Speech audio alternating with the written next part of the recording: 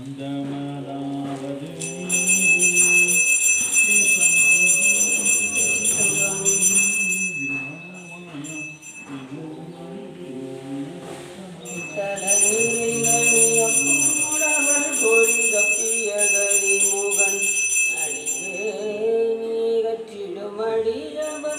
புத்தியில் உரைபவர் கற்பகவன விரை கழிதேவும் தம்மதியம் வைத்திடும் மரண் மகன் மற்பொருதிரள் பூயமதையானே மத்தர வைரனை உத்தமிழ் புதல்வனை மட்டவில் மலர்கொடு பணிவேனே தமிழடைவினை முற்படுகிறதன் முற்பட எழுதிய முப்போனே முப்புறம் எரிந்து ஆட்சி அவரை ரதமற்றது பொடி செய்தார் அதிலீரா அத்து எரதுகொடு துக்கி ரமணிப்படும் அப்புணம் அதனிடையே ஆகி அக்குறமகளுடன் அச்சிறுமுருகனை அக்கணவனமரு பெருமா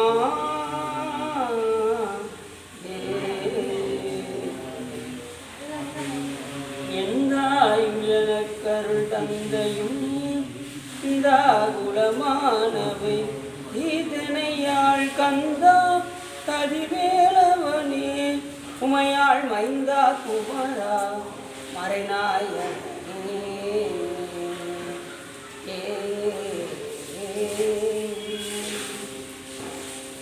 புரியர்கோன் பொடித்த புகழியர்கோன் கடல் போற்றி ஆளிவிசைகள் விதப்பில் அணிந்தபிரான் அடி போற்றி வாழி திருநாவலூர் வன்தொண்டர் பதம் போற்றி கூலிமணி திருவாத ஊரர் திருத்தாள் போற்றி எல்லாம் எல்லாம் சுகாமியம்பாளுடன் ஐயா ஸ்ரீ சிதம்பரேஸ்வரருடைய பெரும் காரணமாக நாம் இன்று சிவத்தொண்டு என்கின்ற தலைப்பில் பேசுவதற்கு திருவருளும் குருவருளும் அடியார்களும் தொண்டு என்றால் தொடர்ந்து செய்வதற்கு பேர் தொண்டு என்று பேர். ஒரு வாரம் விட்டுட்டேங்க அந்த தொண்டை அப்படின்னா அதுக்கு பேர் தொண்டு கிடையாது. இந்த பாரு டெய்லி விடாமல் படிக்கிறாங்க, பூத்தொண்டு பண்ணிக்கிட்டே இருக்காங்க. பல நாள் வழிபாடு ஒரு நாள் விட கெடும் அப்படின்னு பழமொழி. தினசரி திருக்கோயிலுக்கு வந்துக்கிட்டே இருக்கும். ஒரு நாள் விட்டுட்டோன்னு வச்சுக்கோங்க, என்ன ஆகும் அப்படின்னா சோம்பேறித்தனம். நாளைக்கு போய்க்கிறோம், சாமி எங்கே வரப்போறாரு, அவர் அங்கேயே தான் இருப்பார், வராமல் பார்த்துக்கிறோம் அப்படிங்கிற எண்ணம் வந்துடும். ரெண்டாவது நம்ம போகிறதுக்கு ரொம்ப சோம்பேறித்தனம். அப்போ நம்ம செய்யக்கூடிய தொண்டு எதை செய்யணும், தொடர்ந்து செய்து கொண்டே இருக்கிறது, அதுதான் தொண்டுன்னு. இப்போ ஐயா அம்மாவும் கரெக்டாக ஸோ 3ஆவது வாரமாக திருவாசம் முட்டுறதுல எத்தனாவது வாரம் பண்ணுறீங்க? முதல் ஞாயிறு. கரெக்டாக மாதம் அந்த முதல் ஞாயிறு அந்த தொடர்ந்து அந்த தொண்டை செஞ்சுக்கிட்டே இருக்காங்க. திருவாசகம் முற்றுவது இப்படி எதை செய்தாலும் தொடர்ந்து அந்த தொண்டை விடாமல் செய்து கொண்டே இருக்க வேண்டும். அதுக்கு பேர் தொண்டுன்னு பேர்.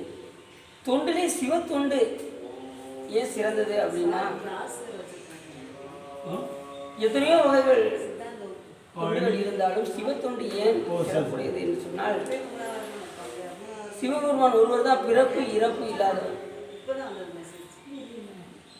சிவபெருமான் ஒருவருக்கு தான் ஜடாமுடி உண்டு. சிவபெருமான் ஒருவருக்கு தான் ஆண் பெண் தன்மை உண்டு. மற்ற எந்த தெய்வத்துக்கும் அப்படி ஒரு தன்மையே கிடையாது. அவர் ஆணாகவும் இருப்பார், பெண்ணாகவும் இருப்பார், அழியாகவும் இருப்பார், அதை தாண்டிய சுரூபமாகவும் இருப்பார். அதனால தான் சிவபெருமான கடவுள் என்று அழைக்கின்றோம். மற்ற தெய்வத்தில் கிரீடம் வைப்பாங்க, பார்த்துருக்கீங்களா? கிரீடம் வச்சா ஒரு நாள் கலட்ட போகிறாங்கன்னு அர்த்தம். ஜடாமுடி எப்படிப்பட்டது? பெர்மனண்டாக உள்ளது, அதை கலட்ட முடியுமா? அதனால தான் நிரந்தர கடவுள் சிவபெருமான். எல்லா அடியார் உருவங்களும் போய் பாட்டு பாடினாங்க. எங்கே போய் பாடினாங்க? சிவன் கோயிலில் தான் போய் பாடினாங்க, மற்ற கோயிலில் பாடல. சிவன் கோயிலில் பாடினதான் நமக்கு கிடைச்சிருக்கு. தேவாரம், திருவாசகம், திருவிசைப்பா, திருப்பல்லாண்டு போன்ற பாடல்கள்லாம் அவர்கள் சிவாலயத்தின் தோறும் சென்று வழிபாடு செய்து நமக்கு பாடல்களை தந்திருக்கின்றனர். இப்போ ஐயா நீங்கள்லாம் பாடினீங்க, பாடலும் ஒரு தொண்டு. சிவத்தொண்டிலே முக்கியமானது பாடல் தொண்டு, ரொம்ப ரொம்ப முக்கியமானது. இது எதன் மூலியமாக நாம் தொண்டு செய்கின்றோம் என்று சொன்னால், வெறும் கையினால் செய்கிறது மட்டும் தொண்டு கிடையாது. மனம், வாக்கு, காயம் ஆகிய 3 நிலைகளிலும் நாம் தொண்டு செய்ய வேண்டும். மனத்தினால் இறைவன் நினைத்தாலும் கூட அதுவும் தொண்டு தான். வாக்காளர் திருமுறைகள் பாடினாலும் நாமங்கள் ஜெபித்தாலும் அதுவும் தொண்டு தான். செயல்களால் செய்தாலும் தொண்டு தான். உழவார் பணி போன்ற பணிகளை செய்தாலும் தொண்டு தான். அப்படி இந்த மனம் வாக்கு காயம் ஏன் சொல்லப்பட்டிருக்கு என்று சொன்னால் விலங்குகளுக்கு கூட சொல்லப்படலாம். ஆனால் மனித பிறவிக்கு மட்டும் என்ன சொல்லியிருக்காங்க அப்படின்னா ஞானிகள், மானுட பிறவி தான் வகுத்தது மனம் வாக்கு காயம் ஆனிடத்து ஐந்தும் அரண்படிக்காக வன்றோ வானிடத்த வரும் மண்மேல் வந்து அரண்தரை வச்சிப்பர் ஊனிடத்து உலகம் மூமறியை ஒன்றும் புணரார் அந்தோ என்று கூட அருமையாக கூறியிருக்கிறார். விலங்குகளுக்கு சொல்லலை, நல்லா குணம் கிடைக்கும். விலங்குகளுக்கு சொல்லலை, யாருக்கு சொல்லப்பட்டிருக்கு? மானுட பிறவியாகி நமக்கு தான் சொல்லப்பட்டிருக்கு. மனம் வாக்கு காயம் ஆனிடத்து ஐந்தும் அரண்படிக்காக வன்றோம், இறைவனுக்கு பணி செய்வதற்கு அரண்படிக்காக வன்றோம். வானிடத்தவரும் மண்மேல் வந்து அரண்தனை அச்சிப்பர். எல்லா தெய்வமும் வந்து இங்கே யாரை வழிபாடு செய்திருக்காருன்னு பார்த்தா சிவபெருமானை தான் வழிபாடு செய்திருக்காங்க. சிவபெருமான் யாரையாவது வழிபட்டதான் நீங்கள் எங்கேயா சரித்திரம் பார்த்துருக்கீங்களா? இல்லை ஏதாவது ஒரு நூல் சொல்லுதுன்னு சொல்லுங்க பார்ப்போம். எந்த நூலும் சொல்லாது. அவரை எல்லாரும் வழிபாடு பண்ணி தான் அவங்க தெய்வமாக ஆகியிருக்கிறார்கள். கடவுள் என்கின்ற தன்மை சிவபெருமான் ஒருவரையே சாரும். ஏன் என்று சொன்னால் இந்த உயிர்களுக்காக அவர் செய்த கருணை வந்து கொஞ்சம் நஞ்சம் இல்லை. எந்த தெய்வமும் அதை நஞ்சு சாப்பிட்டு பார்த்துருக்கீங்களா? நீங்கள் நஞ்சு விஷம் சாப்பிட்டு பார்த்துருக்கீங்களா? சிவபெருமான் ஒருத்தர் தான் எல்லா உயிரும் காக்கும் பொருட்டு நஞ்சை உண்டு. நஞ்சுண்ட கண்டன் சிவபெருமான் ஒருவர். அப்படி எந்த ஒரு தெய்வத்துக்கும் இல்லாத ஒரு தனிச்சிறப்பு சிவபெருமான் ஒருவருக்கு. அவர் ஒருத்தர் தான் கையில் உடுக்க வச்சுருப்பார். அவர் ஒருத்தர் தான் கையில் நெருப்பு வச்சுருப்பார். அவர் ஒருத்தர் தான் அப்படி தூக்கி வச்சுருப்பார். ஏன் அப்படின்னா யானை பாகன் வந்தால் கூட அந்த யானை பார்த்து காலை கொடுத்தா தான் யானையில் ஏற முடியும். இல்லைன்னு வச்சுக்கோங்க, அது எட்டி உதச்சிடும். ஆனால் நம்ம சாமி எப்பயுமே தூக்கி வச்சுருக்காரு. நீ எப்போ வேணாலும் வாப்பா. அதை கையை வேற காமிக்கிறார் பாரு, அதான் கஜகஸ்தம் என்று பேர். அந்த பாதத்தை காமிச்சு இந்த திருவடி எப்போ வேணாலும் பற்றி கொண்டு என்னை நீ வந்து அடைவாயாக என்று சுவாமி சொன்னாலும் நாம் என்ன செய்கிறோம்? வழக்கம் போல் ஒரு சீரியல்லாம் நிறைய பார்க்க வேண்டியிருக்கோம். பார்த்துட்டு நான் பதறாமல் வர சொல்லி நம்ம நாளையும் பொழுதையும் வீணாக கடத்தி என்ன செய்கிறோம்? போட்டுக்கொண்டே கண்ணை துயின்றவமே காலத்தை போக்காதே விண்ணுக்கு ஒரு மருந்தை வேத விழுப்பொருளை கண்ணுக்கு நீயானை பாடி கசிந்து உள்ள முன்னைக்கு நின்றுருக யாமாட்டோம் நீங்க வந்து என்ன குறையுமிலோ எவ்வாவாய் என்று சொல்கின்ற அடிப்படையில் நாம் என்ன செய்கிறோம்? வீணாக காலத்தை போக்கிக் கொண்டிருக்கிறோம். அப்போ என்ன செய்ய வேண்டும் என்று சொன்னால், தொண்டு செய்தால் என்ன ஆகும் அப்படின்னா, முதல்ல நம்முடைய மனம் தூய்மையாக, எல்லாவற்றுக்கும் மேலே பிறவி அறுபடும். சிவத்தொண்டு செய்தால் என்ன ஆகும் அப்படின்னா, சிவத்தொண்டு செய்ய செய்ய சிவபுண்ணியங்கள் உண்டாகி கொண்டே இருக்கும். சிவபுண்ணியங்கள் என்றுமே அழியாதது. மற்றதெல்லாம் அழிஞ்சிடும். சிவத்தொண்டு ஒன்று மட்டும் அழியவே அழியாது. எது போல அப்படின்னா, ஒரு பேங்க்கில் போய் நீங்கள் டெபாசிட் பண்ணுறீங்க, அசலையும் வட்டியும் அந்த நிமிஷமே கொடுத்து அழிச்சு விட்டுட்டா அதுக்கு பேர் உலக புண்ணியம் என்று பெயர். உலக புண்ணியம் அந்த நிமிஷமே கழிஞ்சிடும். ஆனால் சிவ புண்ணியம் அப்படி கிடையாது. நீங்கள் அசல் அப்படியே இருக்கும், வட்டி மட்டும் அதுபோல் இந்த சிவபுண்ணியமாகிய இந்த சிவ தொண்டு செய்கிறார். அப்படி எத்தனையோ வகை தொண்டுகள் இருந்தாலும் நமக்கு சொல்லப்பட்டிருக்கக்கூடிய முதல் தொண்டு எது சொல்கிறாங்க அப்படின்னா, பூத்தொண்டு தான் ரொம்ப முக்கியமாக சொல்கிறாங்க. சிவத்தொண்டிலே முக்கியமான தொண்டு பூத்தொண்டு. அதை கட்டிட்டு இருக்காங்க பாருங்க. சிவா, பூத்தொண்டு ரொம்ப முக்கியமான தொண்டு. உங்களுக்கு சுவாமி இந்த பணியை கொடுத்துருக்காரு அப்படின்னா மிகப்பெரிய தொண்டு, யாருக்கும் கிடைக்காத ஒரு பாக்கியம். பூத்தொண்டு கட்டினா என்ன ஆகும் அப்படின்னா, துளைக்கில் நல் மலர் கொடுத்தால் தூயல்வின் ஏறலாகும். சிவலோகம் கண்டிப்பாக கிடைக்கும். அங்கே ஒரு இடம் உங்களுக்கு ஸ்பெஷலாக இருக்குது சுவாமி திருவள்ளாறு. அதை அப்பர் சுவாமி மிக அருமையாக கூறினார். விளக்கினால் பெற்ற இன்பம் வெளிக்கினால் பதுக்கியாகும். மாற வச்சு தூக்குறோம் பாருங்க, அதை வச்சு தூக்குறது 1 மடங்கு அப்படின்னா அதை காட்டும் மெழுகிடுவது 10 மடங்கு சிறந்துதான். தூப்பதை காட்டிலும் மெழுகிடுவது, பசுஞ்சாணத்தை கொண்டு திருக்கோயிலில் மெழுகிடுவது 10 மடங்கு புண்ணியம். அடுத்து சொல்றாரு, துளைக்கில் நல் மலர் கொடுத்தால் தூயல்வின் ஏறலாம். யார் மலர் கட்டி கொடுக்குறாங்களோ அவங்க சிவலோகம் கண்டிப்பாக செல்வார். விளக்கிட்டார் பேரு சொல்லின் மெய்நெறி ஞானமாகும். விளக்கு போடுறாங்க பார்த்தீங்களா, அதுக்கு என்ன உண்டாகும் அப்படின்னா ஞானம் உண்டாகும். விளக்கு ஏற்ற ஏற்ற ஞானம் உண்டாகும். இங்கே ஒளி ஏற ஏற இங்கே உள் ஒளி, வெளியில ஒளி ஏற்ற இங்கே உள் ஒளி பெருகாது. ஊனில் உயிர்ப்பை ஒடுக்கி உன் சுட ஞான விளக்கினை ஏற்றி நன் உலத்து ஏனை வழி திறந்து ஏற்றுவார்க்கு இடரான கெடுப்பன அஞ்செழுத்துவேன் என்று ஞானசம்பந்த பெருமான் மிக அருமையாக இருக்கும். அப்படி ஊனினை உருக்கி உள் ஒளி பெருக்கி உழப்பில்லா ஆனந்தமாய தேனினை சுரிந்து புறம்புறம் திணிந்த செல்வமே சிவபெருமானே என்று கூறுகின்ற அடிப்படையில் சாமி எப்படி இருப்பார்? நமக்கு உள் ஒளியை பெருக்க செய்வார், ஞானத்தை விளங்க செய்வார். இந்த விளக்கு பணி செய்தார். அடுத்து என்ன சொல்றாரு அப்படின்னா, அளப்பில் கீதம் சொன்னாருக்கு அடிகள் தான் அருளுமாறு. யார் சாமியை போற்றி பாடுகின்றார்களோ சாமி என்ன அருள் செய்வார் அவருக்கே தெரியாதான், அந்த அளவுக்கு அருள் செய்வாராம். போற்றி பாடணும். இப்போ நீங்கள் பாடுனீங்க பார்த்தீங்களா, அவ்வளோ சிறப்பு. நீங்கள் இன்னொன்றுனா என்ன விரும்புகிறீங்களோ, என்ன விரும்பி நீங்கள் பாடுகிறீர்களோ அந்த காரியம் கண்டிப்பாக நடக்கும். திருமுறையில் பாடினா எந்த காரியம் நீங்கள் விரும்பி பாடுகின்றீர்களோ அந்த காரியம் கண்டிப்பாக நடக்கும். ஆனால் நம்பிக்கையோடு பாடணும், அதுதான் ரொம்ப முக்கியம். சிலவர் எல்லாரும் சொல்கிறாங்க ஒரு தடவை பாடித்தான் பார்ப்போமே அப்படின்னு இல்லாமல் மனநிறைவாக இறைவனை நினைந்து என்ன செய்ய வேண்டும்? திருமுறைகள் எல்லாம் பாட வேண்டும். ஆமாறுவும் திருவடிக்கு அகம் குலையேன், மாணிக்கவாசக பெருமான் சொல்றார். ஆமாறுவும் திருவடிக்கு அகம் குலையேன் அன்பு உருகேன். அகம் குலைவதற்கும் அன்பு உருகுவதற்கும் முதல்ல என்ன சொன்னாரு? பூமாலை புனைந்து ஏத்தேன் பண்ணாங்களா? முதல் பண்ணி என்ன சொல்றாரு? பூ புனைந்து சொல்றாரு. பூமாலை புனைந்து ஏத்தேன். அடுத்து ரெண்டாவது நீங்க சொன்னதுதான், நீங்க பண்ணீங்கல்ல புகழ்ந்துரையேன், இறைவனை போற்றி பாடு. அடுத்து என்ன சொல்றாரு? புத்தேலின் கோமானின் திருக்கோயில் தூகேன் மெழுகேன் கூத்தாடேன் சாமாரே விரைகின்றேன் சதுராளா உனை சார்வான். அடுத்து உலக பணி சொல்றாரு. யார் சொல்ற? மாணிக்கவாசக பெருமானே சொல்றாரு. அவர் சொல்லிட்டேன்னா அப்பிலே கிடையாது, கன்ஃபார்மா அதுதான். இப்ப இந்த திருக்கோயில உலகார பணிலாம் செய்யறாங்க பார்த்தீங்கன்னா, எவ்வளவு பெரிய சிறப்பு. எங்கெங்கேயோ இருந்தாலும் வந்து பணி செய்யறாங்க. ஆனால் உள்ளூரில் இருக்கிறவங்க பார்த்தீங்கன்னா வர்றதுக்கு யோசிப்பாங்க. வெளியூர்லேருந்து கூட ஆடியார்கள் வந்து என்ன செய்வாங்க? பணி செய்வாங்க. உள்ளூரில் இருந்துக்கிட்டு வர்றதுக்கு ரொம்ப யோசிப்பாங்க. அப்படியெல்லாம் அல்லாமல் நம் திருக்கோயில் நடை வச்சால் என்ன செய்யணும்? வந்து நம்ம இந்த திருத்தொண்டுகளை எல்லாம் முடிந்த அளவுக்கு நாம் செய்வதற்கு முயற்சி செய்ய வேண்டும், வந்து செய்யவும் வேண்டும்.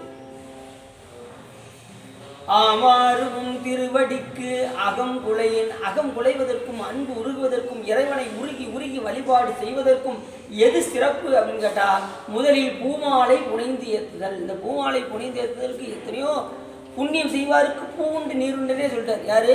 திருமூலதேவர் சொல்றார். புண்ணியம் செய்வாருக்கு பூவுண்டு நீருண்டு அண்ணல் அது கண்டு அருள் புரியானிற்கும் என்னில் பாவிகள் எம் இறை ஈசனை நன்னறியாமல் நழுவுகின்றாரே. புண்ணியனால என்ன சொன்னாரு? பூ கட்டி கொடுக்கறத சொன்னார். பூவும் நீரும் சாத்தியாச்சுன்னா சிவபெருமான் அதை பார்த்து அருள் செய்யாமல் இருக்கவே மாட்டாங்க. அண்ணல் அது கண்டு அருள் புரியா நிற்கும். இந்த எளிய முறையை தெரியாதவர்கள் என்ன சொன்னாரு? பாவிய லிஸ்ட்டில் கொண்டு போய் சேர்த்தார். பாவிகள், எண்ணிலி பாவிகள். ஏன்னா எல்லாரும் ஒப்பு கட்டுறாங்க. யோசிச்சு பாருங்க. அப்போ எண்ணிலி பாவிகள்ன்றார். எத்தனையோ உயிர்கள் அப்படி இருக்கு.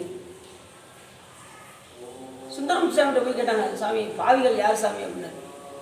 பக்திவையும் அடிவையும் கைவிடுவான் பாவியன், பொத்தின நோய் அதுவிதனை பொருளறிந்தேன் போய்தொழுதேன், முத்தியமா மனிதனை வைரத்தை மூர்க்கனேன், எத்தனை நாள் பிரிந்திருக்கேன் என் ஆரூர் இறைவனையே என்று கூட அருமையாக சொன்னார். பக்தியை யார் கைவிடுறாங்களோ அவர்கள் பாவிகள், அடிமைத்தனத்தை என்றைக்கு கைவிடுகிறார்களோ அவர்கள் பாவிகள். சிவபெருமானுக்கு என்றும் நாம் முழுமுதல் அடிமைத்திறம் பூண்டு இருந்தோம் என்று சொன்னால் நமக்கு எந்த பிரச்சனையும் இல்லை. அவன் ஆண்டான் நம் அடிமை என்கின்ற திறத்தோடு நாம் என்ன செய்ய வேண்டும்? அப்படி இருக்கணும். எப்பயுமே என் கடன் பணி செய்து கிடப்பதே என்கின்ற தன்மையில் அப்பர் சாமி எப்படி சொன்னா பார்த்தீங்களா? தன் கடன் அடியேனையும் தாங்குதல், என் கடன் பணி செய்து கிடப்பது. இன்னொரு இது ரெண்டு பொருள் இருக்கு. அவர் தாங்கினா நம்ம பணி செய்வோம், நாம பணி செஞ்சா அவர் கண்டிப்பா தாங்குவார். அப்ப தொண்டு செய்தால் சிவபெருமான் கண்டிப்பாக அந்த அடியாரை தாங்கியே ஆவார். அது எந்த விதமான சந்தேகமும் இல்லை. ஆனால் நம்ம என்ன செய்யணும்? தொண்டு செய்யணும். அதுதான் ரொம்ப முக்கியம். சிலவரால் பணி செய்ய முடியாமல் இருக்கும், அவர்கள் பாடலாம். பாட முடியாதவங்க பணி செய்யலாம். இந்த மாதிரி ஏதாவது ஒரு தொண்டு செய்து கொண்டே இருக்க வேண்டும். தொடர்ந்து எது செய்தாலும் தொடர்ந்து செய்தால் அதற்கு பேர் தொண்டு என்று பெயர். அப்படி மனம் வாக்கு காயத்தினால் நாம் என்ன செய்ய வேண்டும்? இறைவனுக்கு தொண்டு செய்ய வேண்டும். அதான் சொல்றாரு, புண்ணியம் செய்வாருக்கு பூவுண்டு நீருண்டு அண்ணல் அது கண்டு அருள் புரியா நிற்கும் எண்ணிலி பாவிகள் என்கிற ஈசனை நன்னறியாமல் அனுபவிக்கின்றாரு. அப்படி பூ தொண்டு ரொம்ப முக்கியமான தொண்டு. எத்தனையோ அடியார்கள் பூவை பற்றி பாடாத அடியார்களே கிடையாது. நம்ம ஞானசம்பந்த பெருமானே சொல்றாரு, பூவார் மலர் கொண்டு அடியார் தொழுவார் புகழ்வார் வானோர்கள் மூவார் புறங்கள் எரித்து அன்று மூவருக்கு அருள் செய்தார். தூமா மலையில் நின்று அதிர வருவி தொருவின் நிறையோடும் ஆமா பிணை வந்து அணையும் சாரல் அண்ணாமலையாரே என்று கூட ஞானசம்பந்த பெருமான் சொல்றாரு. பூவினை இட்டும் குளம்பல தொட்டும் கனிமணத்தாய் ஏவினையாயை மூண்டெரித்தி இரண்டு இருபொழுதும் பூவினை கொய்து மலரடி போற்றுதும் நார்வடியோம் தீவினை வந்தவை தீண்ட பெறா திருநீலகண்டம். யாரு மலர் கட்டி கொடுக்குறதோ அவர்களுக்கு தீவினை வரவே வர, தீவினை வந்து சேரணும். பூவினை கொய்துன்னாரு. நிறைய பேர் என்ன சொல்றாங்க தெரியுமா? பூ பிடுங்க போனீங்களாங்க அப்படிங்காங்க. பூவை போய் பிடுங்குனீங்களான்னு கேட்குறாங்க. அப்படி கேட்கலாமா? பூ பிடிக்கிட்டீங்களாங்க, பறிச்சாச்சான்னு கேட்கலாம். இல்லைன்னு என்ன செய்யணும்? கொய்தாச்சா. மலர் கொய்தல் மலர் பறித்தல், அப்படிதான் நம்ம ஞாயிறு சொல்லி வச்சுக்கலாம். உண்பதன் முன் மலர் பறிக்க, உண்பதன் முன் மலர் பறித்து, உண்பதன் முன் மலர் பறித்திட்டு உண்ணாராகி. பறித்து நாம் என்ன செய்யணும்? இறைவனும் சாப்பிடும். அப்படி புண்ணியம் செய்வாருக்கு பூண்டு நீருண்டு. அதை பார்த்து சிவபெருமான் அருள் செய்யாமல் இருக்கவே மாட்டார். அதனால பூத்தொன்று ரொம்ப முக்கியமான தொண்டுன்னு சொல்லி எல்லா ஞானிகளுமே நின்னடிய வழிபடுவான் நிமலா நினை கருத என்னடியான் உயிரை வவ்வேல் என்று அடல் கூற்றுதைத்த பொன்னடிய பரவினாலும் பூவோடு நீ சுமக்கும் நின்னடியார் இடர்களையாய் நெடுங்காலம் மேயவனே என்று ஞானசம்பந்த பெருமான் அருமையாக கூறுகின்றார். அந்த மார்க்கண்டேயர் என்ன பண்ணாரு? 16 வயது நிரம்பியது. உடனே யமன் அந்த கால வரம்பு வந்ததும் உடனே முதல்ல தூதர்களை அனுப்பினான். தூதர்கள் வந்து பார்த்தாங்க, இவர் சிவபூஜை பண்ணிட்டு இருக்காரு. இது பெரிய இடத்து சமாச்சாரம். தூதர்கள் பார்த்து நேராக ஓடிட்டாங்க யமன் பக்கத்தில். சாமி, இது பெரிய இடத்து சமாச்சாரம் சாமி, இங்கே பக்கத்துலேயே போக முடியல, அவர் சிவபூஜை பண்ணிட்டு இருக்காரு, என்னால் ஒன்றுமே செய்ய முடியலன்னு வந்து சொன்னாங்க. உடனே யமன் ஒன்றாரு, எடியா வாகனத்தை, நான் போகிறேன் நேரா அப்படின்ட்டு வாகனத்தை எடுத்துட்டு நேராக கோயிலுக்குள்ளே விட்டார். யாராவது வாகனத்தை வச்சுக்கிட்டு கோயிலுக்குள்ளே வருவாங்களா? வாகனத்தோடு வந்தார்.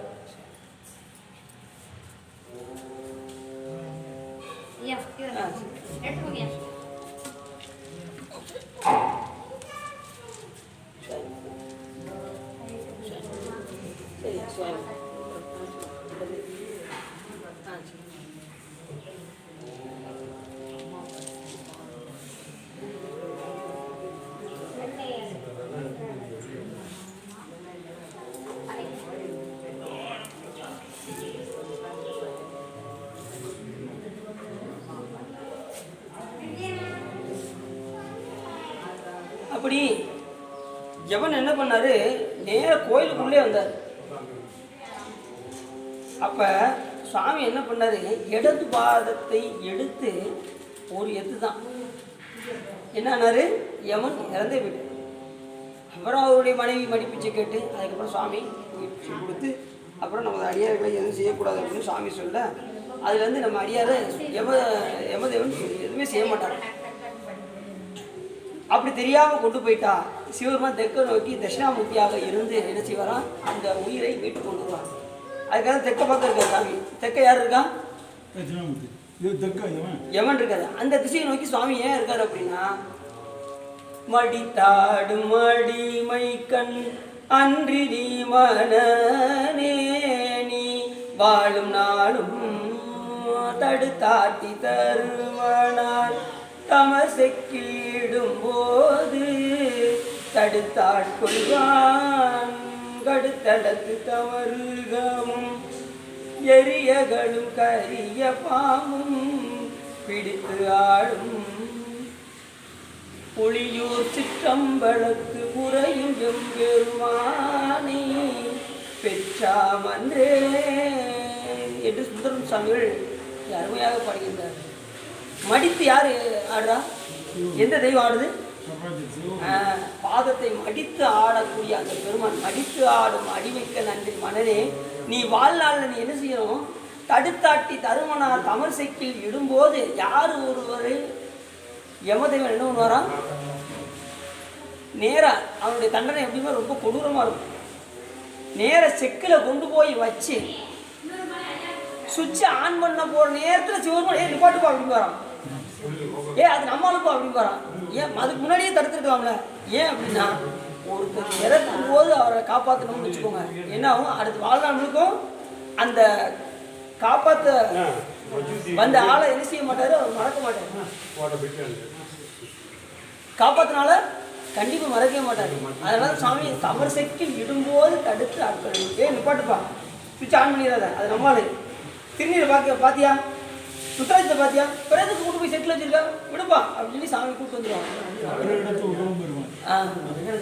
உற்றவருக்கு உதவும் பெருமானே அப்படின்னு சுந்தரம் சாமியே சொல்றாரு. இந்த பாட்டிலே அது சுந்தரம் சாமியே சொல்றாரு. மடித்தாடும் அடிமைக்கு நன்றி மன்னனே, நீ வாழ்நாளும் தடுத்தாட்டி தருமனார் தமர் சைக்கிள் இடும்போது தடுத்து ஆட்கொள்வான். யார் அப்படின்னாரு? கடுத்தளத்து தமருகமும் எரியகளும் கரிய பாம்பும் பிடித்து ஆடும். எங்க சிவபெருமான் இருக்காரே, அது எப்படிப்பட்டவர் தெரியுமா? பாம்பெல்லாம் பிடிச்சு விளையாடுவாராம். அப்படிப்பட்ட ஆளு எங்க ஆளு. பிடித்து ஆடும் புலியூர் சிற்றம்பலத்து உரையும் எம் பெருமானை பெற்றாமல். யாரு? சிவபெருமான். அம்பலத்தில் நடனமாடக்கூடிய பெருமானை சார்ந்திருக்கின்றார்களோ அவர்களை யமதேவன் என்ன செய்ய மாட்டான்? கொண்டு போய் செக்கில் வச்சு எதுவும் பண்ண மாட்டான் அப்படின்னு. இப்போ அப்படிதான் வழிபாடு செஞ்சுக்கிட்டு இருந்தாரு மார்க்கண்டேயர். அந்த நேரத்தில் யமதேவன் வந்தாரு. இவர் என்ன செஞ்சாரு? பூவினை கொய்து மலரடி போற்றுதுன்னா அடியோ தீவினை வந்தவை தீண்ட பெறா திருநீலகண்டம். இப்போ இவர் உயிரை எடுப்பதற்காக வந்தாரு. இவர் என்ன பண்ணாரு? நின்னடியே வழிபடுவான் நிமலா நினை கருத என் அடியான் உயிரை வவ்வேல் என்று அடல் கூற்று உதைத்தார். கூற்றுவனை எட்டி உதைச்சார் சாமி. எதுக்காக? இவர் என்ன பண்ணிக்கிட்டு இருந்தார்? அந்நேரம் சிவபூஜை செய்து மலர் பணி செஞ்சுக்கிட்டு இருந்தாராம். அந்த நேரத்தில் வந்தாராம் அவர். அப்படி சொல்றாரு, நின்னடியே வழிபடுவான் நிமலா நினை கருத என் அடியான் உயிரை வவ்வேல் என்று அடல் கூற்றுதைத்த பொன்னடியே பரவி நாளும் பூவோடு நீ சுமக்கும் என் அடியார் இடர்களையாய் நெடுங்கலம் நெய்யவனே. அப்ப அவருடைய இடையரை கலைப்பதற்கு யாருடைய வேலையாகி போச்சு? சிவபெருமானுடைய வேலையாகி. யார் ஒருவர் மலர் பணி செய்கின்றார்களோ அந்த தொண்டுக்கு சிவபெருமான் இறங்கி வந்து எப்பேற்பட்ட ஆபத்துகள் இருந்தாலும் சிவபெருமான் என்ன பண்ணுவார்? வந்து என்னன்னு கேட்பாங்க. மாணிக்கவாச பெருமானம் சுடுற மணலில் கொண்டு போய் வச்சாங்க. சாமி என்ன பண்ணார்? சாதாரண தண்ணியெல்லாம் வர வைக்கிறார், வெள்ளத்தையே வர வச்சார். அவர் காலை குளிப்பித்தார் சாமி. இப்படி யார் யாரெல்லாம் தொண்டு செய்கின்ற அடியார்களை சாமி என்ன செய்ய மாட்டார்? முதல்ல நம்ம தொண்டுனாலே நமக்கு சைவத்தில் யார் நமக்கு தெரியும்? அப்புறம் சொல்லிட்டு தான் பண்ணாங்க. சார் இந்த மைக் எடுக்காதா? சார் சார் இந்த மைக் எடுக்காதா? சரி என்ன அப்போ சாமி சொல்றாரு, நிலை பெறுமாறு நுதியேல் நெஞ்சே நீ வா. நாம் உருப்படி ஆகணும் அப்படின்னா நிலை பெறுமாறு என்னதியே நெஞ்சே நீ வா. எங்க வாண்டது? நித்தலும் எம்பிரானுடைய கோயில் புக்கு. எந்த கோயில்னு ரெண்டாவது சொல்றாரு. எந்த கோயிலுக்கு வரணுங்கிறது ரெண்டாவது சொல்றாரு. முதல்ல கோயிலுக்கு தினசரி வா அப்படின்னு. எம்பிரானுடைய கோயில் புக்கு. அப்படி கோயிலுக்கு வந்துட்டியா? புலர்வதன் அழகிட்டு மெழுக்குமிட்டு புமாலை புனைந்தேத்தி புகழ்ந்து பாடி தலையார கும்பிட்டு கூத்துமாடி சங்கரா சய போற்றி போற்றி என்றும் அலைபுணர்சே செஞ்சடையும் ஆதி என்றும் மாறுரா என்றென்றே அலரானிலே.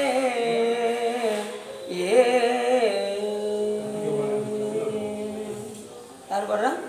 அப்போ சொல்ல நிலை பெறுமாறு என்னதியே நெஞ்சே நித்தலும் நீ வா. எங்க நாங்கள் என்ன செய்வோம்? உள்ள கோயிலுக்கு வரும்போது 225 ரூபா செருப்பு அந்த யாபத்திலே உள்ள வரும். யாரும் தூக்கிட்டு வருவானோ தூக்கிட்டு பண்ணாமே வரும்.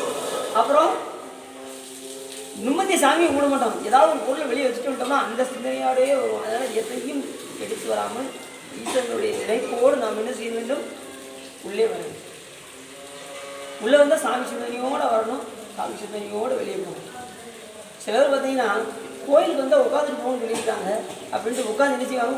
ஊர்க்கதையெல்லாம் பேச ஆரம்பிச்சிடும். உட்காந்து கோயிலுக்கு வந்து புண்ணியத்தை தேட வர இடத்துல பாவத்தை சேர்த்துட்டு நாம் என்ன செய்யக்கூடாது? போயிடணும். இங்கே வந்தால் என்ன செய்யணும்? 5 நிமிஷம் உட்காந்துட்டு போச்சுருக்காங்களா, அந்த நேரத்தில் நீங்கள் என்ன செய்ய வேண்டும் என்று சொன்னால் பஞ்சாட்சர ஜபம் செய்ய வேண்டும். அதுதான் ரொம்ப 108 முறையாவது இறைவனை என்ன செய்யணும்? பஞ்சாட்சர ஜபம். ஏன் இந்த 108 தடவைன்னு வச்சாங்க அப்படின்னா, 108 தடவை என்ன தெரியுமா சொன்னாங்க? 108 தடவை எதுக்கு வச்சுருக்காங்க தெரியுமா உங்களுக்கு? 108 தடவை ஜபம் பண்ண சொல்கிறாங்கல்ல, அந்த 108 எப்படி வருது அப்படின்னா, ஒரு நாளைக்கு மனிதன் எத்தனை தடவை மூச்சு விடுறோம்?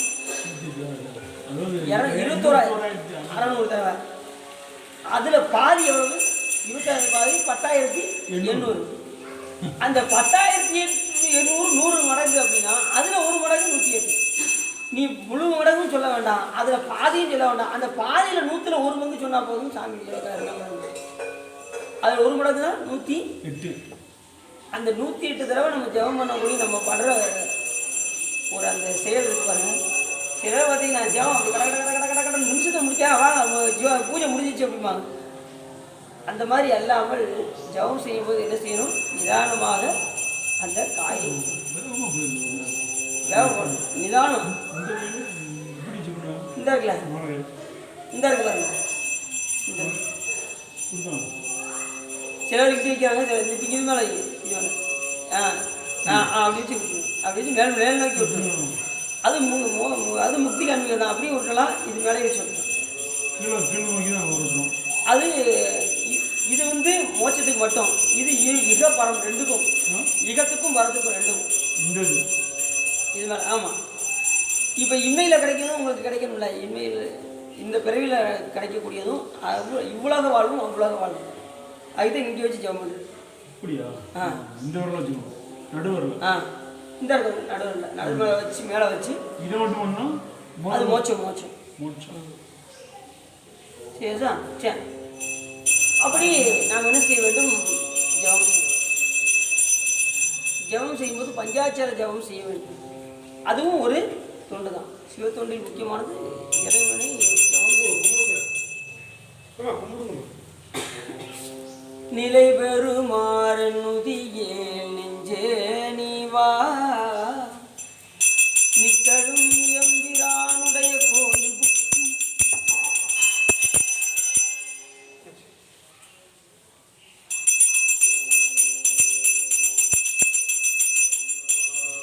புலர்வதன் அழகிட்டு மெழுக்குமிட்டு மாலை பொழிந்தேத்தி புகழ்ந்து பாடி. முதல்ல என்ன சொன்னாரு? பூமாலை புனைந்து ஏற்றி. அப்புறம் திருமுறை பாடுறது. அழகிட்டு மெழுக்கு விட்டு பூமாலை புனைந்து ஏற்றி தலையார கும்பிட்டு கூத்துமாடி சங்கரா செய்ய போட்டி. அடுத்து எந்த சாமி சொன்னாரு? சங்கரன் அப்படின்னாரு. சங்கரன் என்றால் சுகத்தை செய்வோம் என்றார். சங்கரன்கிற பேர் அவ்வளோ சிறப்பு. சங்கரன் கோயில்னு இருக்குல்ல, சங்கரன் கோயில் போய்க்கீங்களா? அங்கே போகாத ஆள் இருக்க மாட்டாங்க.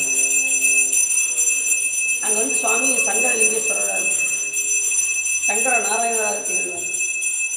அப்படி எண்ணற்ற நாமங்கள் ஒரு நாமம் சங்கரன் இருக்கின்றார். சிவபெருமானுக்கு எத்தனை நாமம் இருக்கு தெரியுமா உங்களுக்கு? சிவபெருமானுக்கு நாமங்கள் வெகு கோடின்ட்டாரு. அதையும் நான் சொல்லிட்டேன். வெகு கோடி நாமம். நாதவிந்து கடாதி நமோ நம, வேத மந்த ஸ்வரூபா நமோ நம, ஞான பண்டித சுவாமி நமோ நம, வெகு கோடி நாம சம்பு குமாரா நமோ நம. சொல்லல, வெகு கோடி நாம சம்பு குமாரா நமோ நம அப்படின்னாரு. வெகு கோடி நாமங்களுக்கு சொந்தக்காரராக விளங்கக்கூடிய சிவபெருமானுடைய பிள்ளையே அப்படின்னு முருகப்பெருமான். ஆனால் இன்னொன்று என்ன, முருகப்பெருமான் வரல, சிவபெருமான் வரல, ரெண்டு பேரும் ஒரே ஆள் தான். சிவபெருமான குழந்தையா பார்த்தா இந்த உண்மை தெரிஞ்சா யாரும் இவர் வேறங்க அவர் வேறங்கன்னு யாரும் சொல்ல மாட்டாங்க. சரி, அப்படி நிலை வருமாறு எண்ணுதியே நெஞ்சே நீ நித்தலும் எம்பிரானுடைய கோயில் புக்கு புலர்வதன் முன் அழகிட்டு வெளுக்கு விட்டு பூமாலை புனைந்தேத்தி தலையார கும்பிட்டு கூத்தும் ஆடி சங்கரா சயசைய போற்றி என்றும். அப்புறம் சாமி என்ன சொல்றாரு? போட்டி பாட சொல்றாரு. சயசைய போற்றி என்றும் அலைவுணர் செஞ்சடை ஆதி என்றும் ஆரூரா என்றென்றே அழகான். இந்த பூ பறித்து கொடுக்கும்போது எப்படி இருக்கணும் அப்படின்னா, மலர் பறிக்கும்போது இறை நாமத்தை சொல்லிக்கிட்டே போயிடும். சிலர் பேசிக்கிட்டே பறிக்காங்க, பேசினா எச்சி தெரிக்கும் பார்த்தீங்களா? அந்த மாதிரி என்ன செய்யக்கூடாது, பறிக்கூடாது. இவர் சொல்றாரு, நம்ம இணையார் திருவடி என் தலைமையில் வைத்தாலுமே புனையான சுற்றங்கள் அத்தனையும் துறந்துள்ளது. அணையார் புனர்நெல்லை அம்பலத்தை ஆடுகின்ற புனையாளன் சீர்பாடி பூவள்ளி மனதில் இறைவன் போல பாடிக்கொண்டே நாம் என்ன செய்யணும்? பூவை பறிக்கணும், பூவள்ளி கொய்ய வேண்டும்.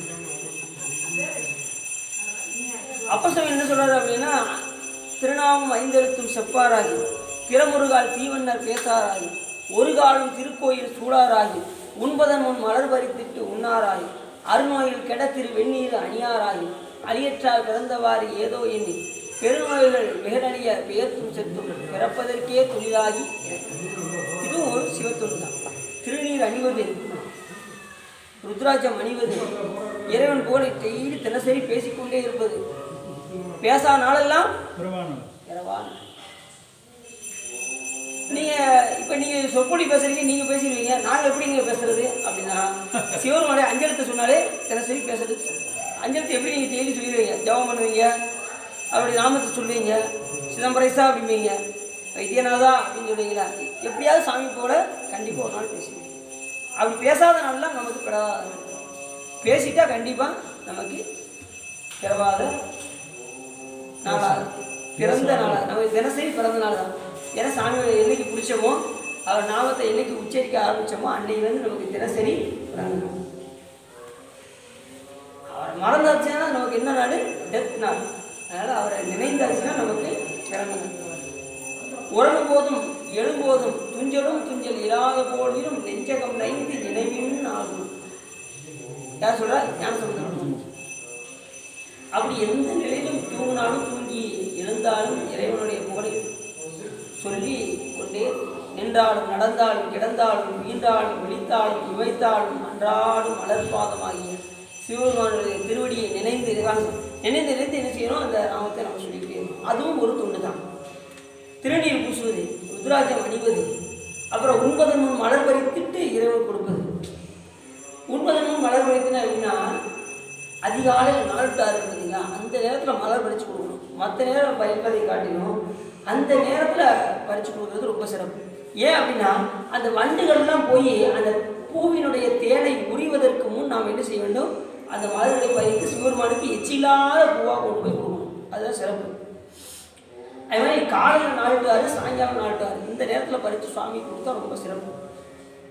அப்படி செஞ்சால் சிவபெருமான் ரொம்ப மகிழ்வார். இல்லைன்னு வச்சுக்கோங்க, எச்சி பூவை கொடுத்துட்டோமே நமக்கு மனம் வருத்தப்படும். அதனால் ரெண்டாவது கடையில் வாங்கி வைக்கணும்னு சொல்லலை, எல்லாமே பறித்து கொடுக்கணும் தான் நம்ம ஞானிகள் பூராமே பறிச்சுட்டாங்க. பறித்து மலர் கொண்டு வந்துமை ஏற்றுதும் பணிந்து நாமடியும் சிறப்பில் தீவினை திண்டப்புறா திருநீர கண்டம். பூவினை பொய்து மலரடி போற்றிதும் நாமடியும் தீவினை வந்தியம்மை தீண்டப்புறா திருநீர கண்டம். இப்படி எல்லா பாட்டுலேயும் பார்த்தீங்கன்னா மலர் பறித்து கொடுக்கணும், பூவை கெட்டி கொடுக்கணும், பூமாலை புனைந்து கொடுக்கணும் அப்படின்னு நம்ம ஞானிகள் சொல்லியிருக்காங்க. ஏன் பறித்து நம்ம கொடுக்கணும் அப்படின்னா, சில பேர் பார்த்தீங்கன்னா நினைச்சுவாங்க தெரியுமா, பூ கட்டிக்கிட்டு இருக்கும்போது நாரை நினைக்கிறதுக்கு என்ன வச்சுவாங்க, தண்ணி இல்லைன்னு நினச்சிவாங்க, எச்சியை வச்சு தடையுவாங்க. புரியுது அவங்களுக்கு? அப்போ அது போய் சாமிக்கு என்னதான் மாதிரிடும். ஆகையினால் நம்ம என்ன செய்ய வேண்டும்? குடும்ப அளவுக்கு நம்ம பறித்து மலர் கொண்டு வந்துமை ஏற்றுதும் பணிந்து நாமடியும் சிறப்பிலி தீவினை திண்டப்பெறா திருநீரன். நம்ம எல்லாரும் சொல்லணும். அதாவது சில பேர் அந்த மாதிரி இருக்காங்க, அவர்களை தான் நம்ம சொல்லணும். எல்லாரும் நல்ல சிறப்பாக தான் பூ கட்டி கொடுப்பாங்க, இல்லைன்னு சொல்கிறேன். சில பேர் என்ன செய்வாங்க, அந்த மாதிரி செய்வாங்க. அதுக்குதான் மலர்கள் எல்லாம் பறித்து இறைவனுக்கு கட்டி கொடுங்க அப்படின்னு சொல்கிறாங்க. அப்போ நம்ம எண்ணத்தை முழுவதும் சிவபெருமானிடம் ஒப்படைத்து விட்டு மனத்தினாலும் வாக்கினாலும் காயத்தினாலும் இறைவனுக்கு நாம் என்ன செய்யணும்? தொண்டு செய்ய வேண்டும். அதுவே உழவாரப்பணி ரொம்ப ரொம்ப முக்கியமான பணி. உழவாரப்பணி செய்யும் போது நம்ம என்ன செய்யணும் அப்படின்னா, 5 எழுத்தை ஓதிக்கொண்டே செய்ய வேண்டும். அப்படி யாராவது செய்கிறாங்களா? ஆனால் நான் சாமி அதுக்கு ஆப்ஷன் வச்சுருக்காரு. தொண்டு செய்யும்போது எந்த சிந்தனையும் இல்லாமல் இறை சிந்தனையோடு இல்லை இறையோடைய புகழை பேசிக்கொண்டாது நம்ம பணி செய்யலாம். ஒன்றும் பிரச்சனை இல்லை. வேறு ஊருக்கதையை பேசுகிறத விட்டுட்டு சுவாமியுடைய இந்த கோயில் திருக்கோயில் போனீங்களா, அந்த திருக்கோயில் போனீங்களா, அங்கே சுவாமி எப்படி இருக்காரு, அதை பற்றிய சிந்தனைகள், அதை பற்றி பேசிட்டே கூட நம்ம என்ன செய்யலாம், பணி செய்யலாம். அப்போ சாமி ஒரு நிமிஷத்தில் 1 கிலோமீட்டருக்கு பணி செய்வார். அந்த புல்லை விட்டு வரோம். நாம் ஒரு 5 நிமிஷம் 1 மணி நேரம் 2 மணி நேரம் ஆனால் நம்ம என்ன செய்வோம், ஒரே இடத்துல அங்கனக்குள்ளேயே தான் பணி செஞ்சுக்கணும். ஏன்னா நம்மளுடைய இது அப்படி. அவருடைய கரணம் பதிகரணம், நம்மளுடைய கரணம் பசுகரணம். பசுகரணத்துக்கும் பதிகரணத்துக்கும் வித்தியாசம். அது இறை சிந்தனையோடு செய்வது. அப்புறம் சாமி என்ன சொன்னார், சாமி நான் பணி செய்வேன், புறத்தில் நான் பணி செஞ்சுக்கிட்டு இருப்பேன், அந்நேரம் தலையே நீ வணங்காய் பாட்டு பாடுறது பார்த்தீங்களா, தலையே நீ வணங்காய் தலை மாலை தலை கணிந்து தலையாளே பழி தேரும் தலைவனை தலையே நீ வணங்காய். ஏன் அவர் சொல்றாரு அப்படின்னா, நான் என்ன செய்வேன், புறத்தில் இங்கே போயிடுவேன், உள்ளே உள்ளதுக்கு சொல்றாரு, உள்ள அகத்துக்குள்ள தலையே நீ இறைவனை எந்த நேரம் வணங்கிக்கிட்டே இரு, கண்கால் இறைவனை கண்டுகொண்டே இரு. நான் புறத்தில் எங்கேயாவது ஓடிடுவேன், நீ என்ன செய்ய, அகத்துக்குள்ளே சிவபெருமானை நினைந்து கொண்டே இரு. அவருக்கு மலர் புரட்சி கொடு, அவரை கையால் கூப்பி கொடு, அவரை நெஞ்சால நினை, வாயால் வாழ்த்து அப்படின்னு எதுக்கு சொல்றாரு, அகத்துக்கு சொல்றாரு. அந்த பாடலே அகத்துக்காக பாடப்பட்டதான். திரு அங்கமாலை. தலையே நீ வணங்காய் தலைமாலை தலை கணிந்து தலையாலே வழி தேரும் தலைவனை தலையே நீ வணங்காய். கண்கால் காண்மின்களோ கடலஞ்சுண்ட கண்டன் தன்னை எந்தோல் வீசி நின்றாடும் பிரான் தன்னை கண்கால் காண்மின்களோ. முகே நீ முரளாய் முதுகாடுரை முட்கடனை வாக்கே நோக்கிய மங்கை மணாளனை முக்கே நீ முரளாய். அடுத்தனாரு செவிக்கு சொல்லும்போது செவிகால் கேள்விங்களோ சிவன்யம் இறை செம்பவர எரிபோல் வேணி பிரான் திறம் எப்போதும் செவிகால் கேள்விங்களோ. என்ன சொன்னாரு, செவிகால் கேள்விங்களோ சிவன் எங்கிறை செம்பவள எரிபோல் வேணி பிரான் திறம் எப்போதும் செவிகால் கேள்வி, எப்போதும் சிவபெருமான் போல கேட்டுக்கிட்டே இருக்கணும்னாரு. எப்போதும் எப்பயாவது இருக்கால, எப்போதும் சிவபெருமான் போல. நாம எப்பயாவது ஒருக்காதான் சாமி போல கேட்குறோம். என்னையாவது சொற்பொழி வச்சாதான் உண்டு. மற்ற நேரம் செல்போனில் கூட நம்ம பார்க்க மாட்டோம். ஏதாவது ஒரு இதை வச்சு பார்த்துக்கிட்டு வீணாக காலத்தை, கண்ணை துயின்றவே காலத்தை இப்போ பார்த்தீங்கன்னா காலத்தை வீணாக நாம் தூக்கிக் கொண்டே இருக்கோம். அப்போ உழவார் பணி செய்யும் போது நம்ம என்ன செய்ய வேண்டும், இறைவனை நினைந்து கொண்டே செய்ய வேண்டும். அந்த செயல் எப்படி இருக்க வேண்டும் என்று சொன்னால் இறை சிந்தனையோடு நாம் என்ன செய்ய வேண்டும், பணி செய்ய வேண்டும். ஆமாறும் திருநடிக்கு அகப்புடைய நன்கொடுகேன் பூமாலை குறைந்தேன் புகழ்கிறேன் புத்தேரின் கோமானின் திருக்கோயில் தூகேன் மெழுகேன் புத்தாடேன் சாமாரே விரைகின்றேன் சந்திராரா. அப்போ தூக்குவதும் எழுக்குவதும் எடுப்போதும் இறை சிந்தனையோடு நாம் என்ன செய்ய வேண்டும், உழவார பணியை செய்ய வேண்டும். சிலர் பார்த்தீங்கன்னா பணி செஞ்சுக்கிட்டு இருக்கும்போது அப்புறம் போனவரை எங்கே போனீங்க, அவரெல்லாம் போய் பார்த்தீங்களா பார்க்கலையா அப்படின்னு என்ன செய்வாங்க, வீணான கதைகள் எல்லாம் பேசிக்கொண்டு நாம் என்ன செய்யக்கூடாது, இறை பணியை செய்யணும். இறை சிந்தனையோடு நாம் என்ன செய்ய வேண்டும், இறை பணியை நாம் செய்ய வேண்டும். ரெண்டாவது நந்தவனம் அமைத்தல். சிவத்தொண்டில் முக்கியமானது சுவாமிக்கு மலர் பறித்து கொடுப்பதற்கான நந்தனவனத்தை அமைத்தல். அந்த நந்தனவனத்தில் செடிகள் வளருமாறு செய்தல், அந்த மலர்களை பறித்து இறைவனிடம் கொண்டு சேர்த்தல், இதெல்லாம் சிவத்தொண்டு. நந்தனவனத்தை அமைத்து குளம் வெட்டி ஒரு நாயனார் மோட்சி அடைஞ்சார். யாருன்னா தண்டி அடிகள். அவரை சமணர்கள் ஏசினாலும் கூட என்ன செஞ்சார், தொடர்ந்து அந்த குளப்பணியை செய்து கொண்டே இருந்தார். குளத்தை வெட்டி சாமிக்கு அதில் எத்தனை உயிர்கள் நீர் பருகும், எத்தனை மீன்கள் அதில் உயிர் வாழும், எத்தனை பறவைகள் அதில் தண்ணீர் குடிக்கும், வேஸ்ட் பாருங்க. அப்படிப்பட்ட குளத்தை என்ன செஞ்சாங்க, அவர்கள் ஏளனம் செய்தார்கள் சமணர்கள். உங்கள் சிவபெருமான் உண்மையாக இருந்தால் அவருக்கு 2 கண்ணு இல்லாமல் இருக்குது, தண்டி அடிக்கிறது. உனக்கு ஒளி வர செய்ய பார்ப்போம் அப்படின்னு சொல்லி சொல்லுவாங்க. ஏதெல்லாம் செய்தாரு, வேற ஒன்றும் இல்லை. ஏதெல்லாம் செஞ்சதுமே சாமி அவருடைய கனவுல தோண்டி கவலைப்படாத, நாளைக்கு உனக்கு கண்ணில் ஒளி வரும், அவர்களுக்கு கண்ணில் ஒளி போகும் அப்படின்னு அரசனுடைய கனவுலையும் சாமி சொன்னார். நீ அந்த காரியத்தை போய் அவருக்கு ஒளி வரும், அவர்களுக்கு சவணர்களுக்கு கண் போகும், மற்றபடியில் நீ கூட செய்ய அப்படின்னு அரசருக்கும் கட்டளை இருக்கிறது. மறுநாள் வந்து பார்க்குறாரு, அவங்க வாதத்துக்கு வந்து நிற்காங்க. உடனே சாமியை நினைந்தார். சிவபெருமானை நினைந்ததும் உடனே அவருக்கு 2 கண்ணும் வந்தது. அவர்களுக்கு கண் போயிடுச்சுன்னா நாங்கள் வந்து என்ன செய்யறோம், இந்த ஊரில் இருக்க மாட்டோம்னு சமணர்கள் சொல்லவும் உடனே அரசர் என்ன செஞ்சார், சிவபெருமான் கனவுல சொன்னாரா, நீங்கள் ஊரை விட்டு செல்லுங்கள் என்று அவர்களை ஊரை விட்டு விட்டார் அரசர். அப்படி சிவபெருமானோடு நாம் ஒன்றி இருந்தோம் என்று சொன்னால் நமக்கு என்ன வரும்? சிவபெருமான் எப்பயும் நம்ம கூட இருப்பார்.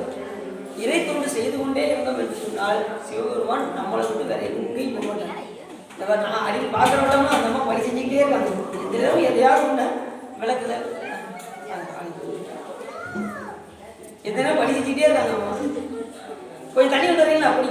குடிக்க தண்ணி என்ன ஏதாவது பணி செஞ்சு எங்கேயாவது இங்கே பணி செஞ்சுருப்பாங்க, இல்லை அங்கே உள்ள பணி செஞ்சுட்டு இருப்பாங்க, இல்லை எங்கேயாவது ஓடிக்கிட்டே இருப்பாங்க. அவங்க சும்மா தான் அடிக்கடி பார்த்ததே இல்லை இது வரைக்கும். இங்கே பணி செய்கிறவர்கள் அனைவரும் பார்த்தீங்கன்னா அவரவர்கள் பணியை கரெக்டாக செய்து கொண்டே இருக்கிறாங்க. அப்படிதான் இருக்கும். இறைப்பணிக்கு உள்ள வந்தாச்சுன்னா வேற எந்த சிந்தனையும் இல்லாமல் இறைவனோடு ஒன்றுபட்டு இருக்குது. ஒரு நெறிய வனம் வைத்துணர் ஞான சம்பந்தன் உரை செய்த திருநெறிய தமிழ் வல்லவர் தொல்வினை தீதல் எளிதாமே, விழுதீதல் எளிதாமே, தொல்வினை தீதல் எளிதாமே. அப்படி இறைவனோடு ஒன்றுபட்டு ஒரு தொண்டை செய்தோம் என்று சொன்னால் சிவபெருமான் உலகத்தில் வேறு எங்கேயுமே போகவே.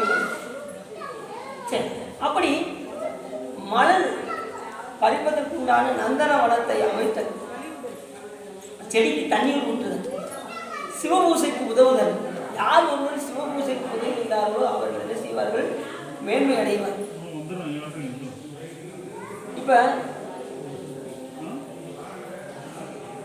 இப்போ உலகத்தில் பார்த்தீங்கன்னா குற்றம் செய்வதற்கு உதவி புரிவதற்கு தான் தண்டனை அதிகம். அதுபோல இப்போ உலக வழக்கில் எப்படி ஒரு குற்றம் புரிந்தான்னு வச்சுக்கோங்க, அவருக்கு துணை செய்கிறாரு பாருங்க, அவருக்கு தான் தண்டனை ஜாஸ்தி. அதுபோல சிவபூஜை செய்வதற்கு உதவி பண்ணுறவர்களுக்கு பலன் ஜாஸ்தி.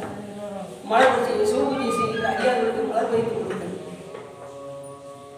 அவருக்கு தேவையான உபகரணங்களை செய்தல், அப்புறம் அந்த பாத்திரங்களை எல்லாம் விலைக்கு கொடுத்தல், இந்த மாதிரி பணிகள்லாம் செய்தோம் என்று சொன்னால் அது மிக முக்கியமான பணி. அது வந்து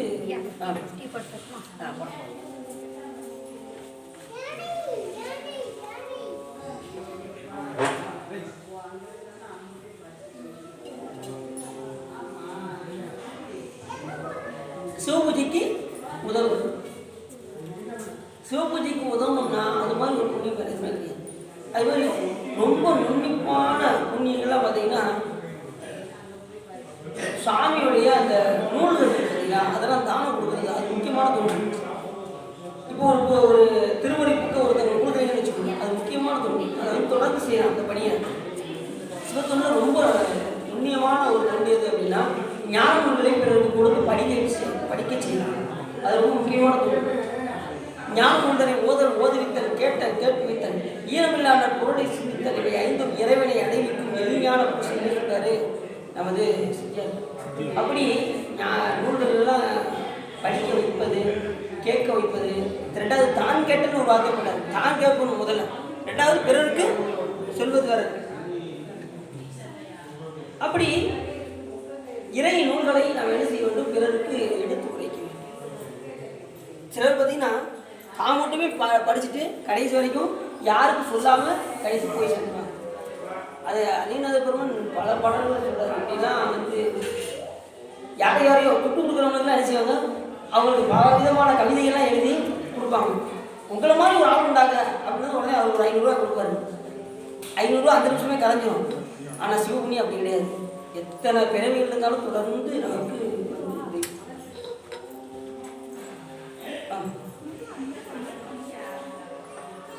அருணாத பெருமான் நிறைய இடத்துல பார்த்தீங்கன்னா இந்த மாதிரி கற்றவர்கள் என்ன செய்கிறாங்க, வீணாக யாரையோ போட்டு பணம் சம்பாதித்து கொண்டிருக்கிறார்கள். இறைவனை போட்டி பார்த்து சுந்தரம் சாமி சொல்றாரு, தம்மையே புகழ்ந்து இச்சை பேசி சாவினும் தொண்டர் தருகிறார், பொய்மையாளரை பாடாதே என்னை புகழூர் பாடுவின் புலவீராள், இம்மையே தரும் சோறும் கூரையும் எத்தலாம் இடர் கெடலுமா, அம்மையே சிவலோகம் ஆழ்வதற்கு யாதும் ஐயுறவில்லையே. எவ்வளோ அருமையாக பரவாயில்ல. மற்றவர்களும் போய் பாடுங்க, என்னை மூணும் பாடுவின் புலவீர்கள் அப்படின்னாரு. அவங்களும் அந்த நிமிஷம் துப்பி கொடுத்துட்டு அந்த நிமிஷமே அந்த துட்டானதை அழைச்சிடும். ஆனால் நீங்கள் சிவபெருமானை நீங்கள் போட்டி பாடினீர்கள் என்று சொன்னால் ஒருத்தர் தான் கற்ற கல்வி எழுவைக்கும் ஏமாப்படைத்துள்ளார். எத்தனை பிறவிகள் எடுத்தாலும் அது நமக்கு துணை செய்யும். அடுத்த பிறகு எடுத்தால் அது நமக்கு இப்போ ஆரிய சபையில் 12 வயதில் 1330 குரலையும் பாடினார். எப்படி பாட முடியாது? அப்போ முற்பிறவிலே அந்த பணி செய்த காரணத்தினால் இப்போ பாடினது உடனே டக்கு டக்கு டக்கு டக்கு டக்குன்னு வருது. அப்போ தான் கற்ற கல்வியை பிறகு என்ன செய்ய வேண்டும்? பகிர்ந்து கொடுக்க வேண்டும். அது ரொம்ப முக்கியமானது. அப்படி இந்த நூல்களை எல்லாம் தான் கேட்டு படித்து கற்றல் கேட்டல் உடையார் பெரியார் அப்படின்னாரு. யார் ஒருவர்கள் சைவத்தினுடைய திறத்தை அறிந்து சிவபெருமான் தான் முழுமுதல் பொருள் என்பதை உணர்ந்து அந்த நூலில் என்ன கூறப்பட்டிருக்கிறது என்பதை உணர்ந்து சும்மா சாதாரண சிவபெருமானா வழிபாடு செய்ய முடியாது. புறச்சமை நின்றும் ஒரு கடவுளே இல்லைங்கிற ஒரு சமயத்தில் இருந்து புறச்சமை நின்றும் அகச்சமை நின்றும் புகழ் விருதிகளை உழன்றும் ஆச்சரம் அறந்துரைகளை அடைந்தும் அருங்கலைகள் பல கற்றும் அருந்தவர்கள் பல புரிந்தும் ஆரணங்கள் படித்தும் சிறப்புடைய புராணங்களை உணர்ந்து வேத சிறப்புகளை மிகவும் தெளிந்து சென்றால்தான் ஒரு சைவத்தரத்தை அடைவது. அப்பதான் சிவபெருமானே வர முடியும். சிவபெருமானே தெரியும், அது வரைக்கும் சிவபெருமானே தெரியாது. எல்லா தெய்வத்துக்கும் போகும்.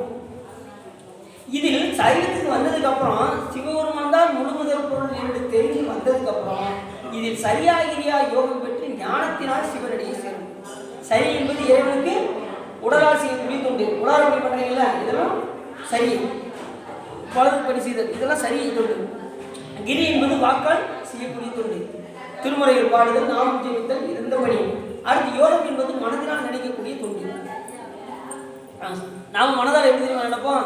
சுற்றி முடிட்டு ஒரு 5 நிமிஷம் உட்காந்துட்டு போனோம்னா நம்ம மனதால் என்ன செய்வோம்? திடீர்னு இன்னைக்கு பால்காரனுக்கு உணவு இன்னைக்கு கேட்டா எத்தனை நாள் என்கிட்ட நீ இப்படி பண்ண உன் கடன் இன்னைக்கு நான் அடைச்சிடறேன்டா அப்படின்ட்டு மனசுக்குள்ள எதையாவது உட்காந்து நம்ம என்ன செய்வோம்? சிரிச்சுட்டே இருக்கும். ஆனால் இறைவனை நினைப்போம்னா ரொம்ப கஷ்டம். ஏன் அப்படின்னா அப்படி இறைவனை நினைக்க வேண்டும் என்று சொன்னால் இறைவனுக்கு பணி செய்ய வேண்டும். உனக்கு பணி செய்ய உங்களை என்னாலும் நினைக்க வரம் எனக்கு நீதான் சொத்தனாதா அப்படிங்கிறது நமது புரியாது. எதை பண்றாரு? நினைப்பதை முதல் பண்ணு. உனக்கு பணி செய்ய உந்தனை என்னாலும் நினைக்க. அப்போ பணி செய்தால் இறைவனையே நம்ம நினைக்க முடியும், நினைக்க முடியும். இல்லைன்னா நினைக்க முடியாது. நிறைய சொல்றாங்க, நான் சாமி நினைக்கதான் நினைக்கிறேங்க, கண்ணை மூடிட்டு எதையோ சின்ன வருது, சாமி மட்டும் நினைக்கவே முடிய மாட்டேங்குது. நிறைய பேர் நம்மகிட்ட வந்து சொல்றாங்க. அதுக்கு அறிவு சொன்ன ஒரே கருத்து, நீங்க சாமிக்கு தொண்டு செய்யுங்க. தொண்டு செஞ்ச கண்டிப்பா சிவபெருமான் உங்களை நினைக்க வைப்பார். அப்படி செய்து வரமாட்டேங்குன்னு சிலர் சொல்றாங்க. செஞ்சேன் வரமாட்டேங்க, அப்ப நீங்க மனம் மூட்டி நீங்க செய்யலன்னு அர்த்தம். இறைவனை ஒன்றி அவர் எந்த நிலையிலும் நம்மை கைவிட மாட்டார் என்கின்ற உறுதியோடு நீங்க பணி செய்ய கண்டிப்பா உங்களை விட்டு அகலவே. சாமி சிந்தனை எந்த நிலையிலும் நின்றாலும் வரும், நடந்தாலும் வரும், கிடந்தாலும் வரும், துயிலாலும் வரும், விழித்தாலும் வரும், இமைத்தாலும் வரும். எந்த நிலையிலும் இறை சிந்தனை உங்களுக்கு வரும். அவரை நினைந்து பணி செய்ய வேண்டும். அதான் ஒரு நெறிய மன வைத்து உன ஞான சம்பந்தம் உரை செய்த திருநெறிய தமிழ் வல்லவர் தொல்வினை தீர்வு எழுதாங்க. அப்படி இருந்தோம்னா நம்மளோட முன்வினையெல்லாம் நீங்கும். வினை நீக்கம் செய்யக்கூடிய பெருமான் யாருன்னா சிவபெருமான் ஒருத்தர் தான் வினை நீக்கம் செய்வார். வேற எந்த தெய்வமும் வினை நீக்கம் செய்யவே முடியாது. எந்த சாமியாலும் நீங்க எடுத்துக்கோங்க. ஏன்னா எல்லா தெய்வத்துடைய வினை நீக்கம் யார் கையில் இருக்கு? சிவபெருமான் கையில் தான் இருக்கு. அதனால வினை நீக்கம் எந்த தெய்வமும். ரெண்டாவது அப்பர் சமையல் அப்படி போனான், எங்க சிதம்பரத்துக்கு அப்படி போனான். போகும்போது மனம் ஒன்றி போனான். அதான் ரொம்ப முக்கியம். சிதம்பரம் போகும்போது ஒன்றி இருந்து நினைவுங்கள் ஊனமேல் ஒன்றில்லை கன்றிய காலனை கடிந்தான். யாருக்காக? காலத்தை எட்டி உதச்சாரா சிவபெருமான். எதுக்காக உதச்சாரு? யாருக்காக உதச்சாரு? தன் அடியவருக்காக. அடுத்த வரையில சொல்றாரு, தன் அடியவருக்காக என்ன வேணாலும் சிவபெருமான் செய்வார். அவங்களுக்கு ஒரு துன்பம்னா சிவபெருமான் என்னன்னு வந்து கேட்பாரு. ஆனால் நம்ம உண்மையான தொண்டராக இருக்கணும், அதுதான் ரொம்ப முக்கியம். இறைவனுக்கு உண்மையான தொண்டராக இருந்தால் கண்டிப்பாக சிவபெருமான் எந்த நிலையிலும் நம்மளை விட மாட்டார். அதை ஞானசம்பந்த பெருமான் சொல்லும்போது சொன்னார், வேயில் தோழி பங்கன் விடமுண்ட கண்டன் மிக நல்ல வீணை தடவி மாசரு திங்கள் கங்கை முடிவேல் அணிந்து என் உளவே புகுந்த அதனால் ஞாயிறு திங்கள் செவ்வாய் புதன் வியாழன் சனி பாம்பு இரண்டும் உடனே ஆசரு நல்ல நல்ல அவை நல்ல நல்ல அடியாரவர்க்கு மிகவே. எத்தனை நல்ல போட்டாரு? நல்ல நல்ல அவை நல்ல நல்ல நல்ல அடியாரவர்க்கு மிகவே. இத்தனை நல்ல போடுறாரு. அப்படி இருக்கணும் அடியார் தான், நல்ல அடியாரா இருக்கணும். அப்படி இருந்தா ஞாயிறு திங்கள் செவ்வாய் புதன் வியாழன் இந்த கோள்கள்லாம் வந்து ஒன்றும் செய்யாது. தானும் கோளும் நானும் வந்து அடியாரை வந்து நலியாத வண்ணம் முறை செய்ய ஆன சொல் மாலை போதும் அடியார்கள் வானில் அரசாழ்வர் ஆணை நமதி அப்படின்னாரு ஞானசம்பந்தர். யார் எப்படிப்பட்ட அடியாருக்கு? நல்ல நல்ல அடியார். சிறந்தடியார் சிந்தனையில் தேவூரில் நின்று பிறந்த பிறப்பிருக்கும் எங்கள் பெருமான் நிறங்களோர் ஐந்துடையாய் இன்னொருகள் ஏத்த மறைந்திருந்தாயும் பெருமான் வல்வினையின் தன்னை. யார் சொல்றாங்க? சிறந்தடியார் சிந்தனையில் அப்படின்னா அப்ப சிறப்பில்லாத ஒரு அடியார் இருக்காருன்னு அர்த்தம். தெரிஞ்சா சிறந்தடியார் இருக்காருன்னா அங்க சிறப்பில்லாத அடியார் இருக்காங்க. இப்ப ரெண்டு பேரும் இருக்காங்க. ஒரு ஆளை பார்த்து இவர் நல்ல பணி செய்வாருங்க அப்படின்னா பக்கத்துல ஒரு ஆள் என்ன என்ன அர்த்தம்? அவர் சரியா செய்ய மாட்டாருன்னு அர்த்தம். இது அவங்களுக்கு ரெண்டு பேர் நிற்காங்க. இவர் நல்லா தொண்டு செய்வாருங்க, அப்ப பக்கத்துல இருக்கிறாரு அப்ப கொஞ்சம் அவருக்கு கொஞ்சம் டம்மி அப்படின்னு அர்த்தம். அதுபோல சிறந்த அடியார் அப்படின்னா இன்னொரு சிறப்பு இல்லாத ஒரு அடியார் இருக்காங்க.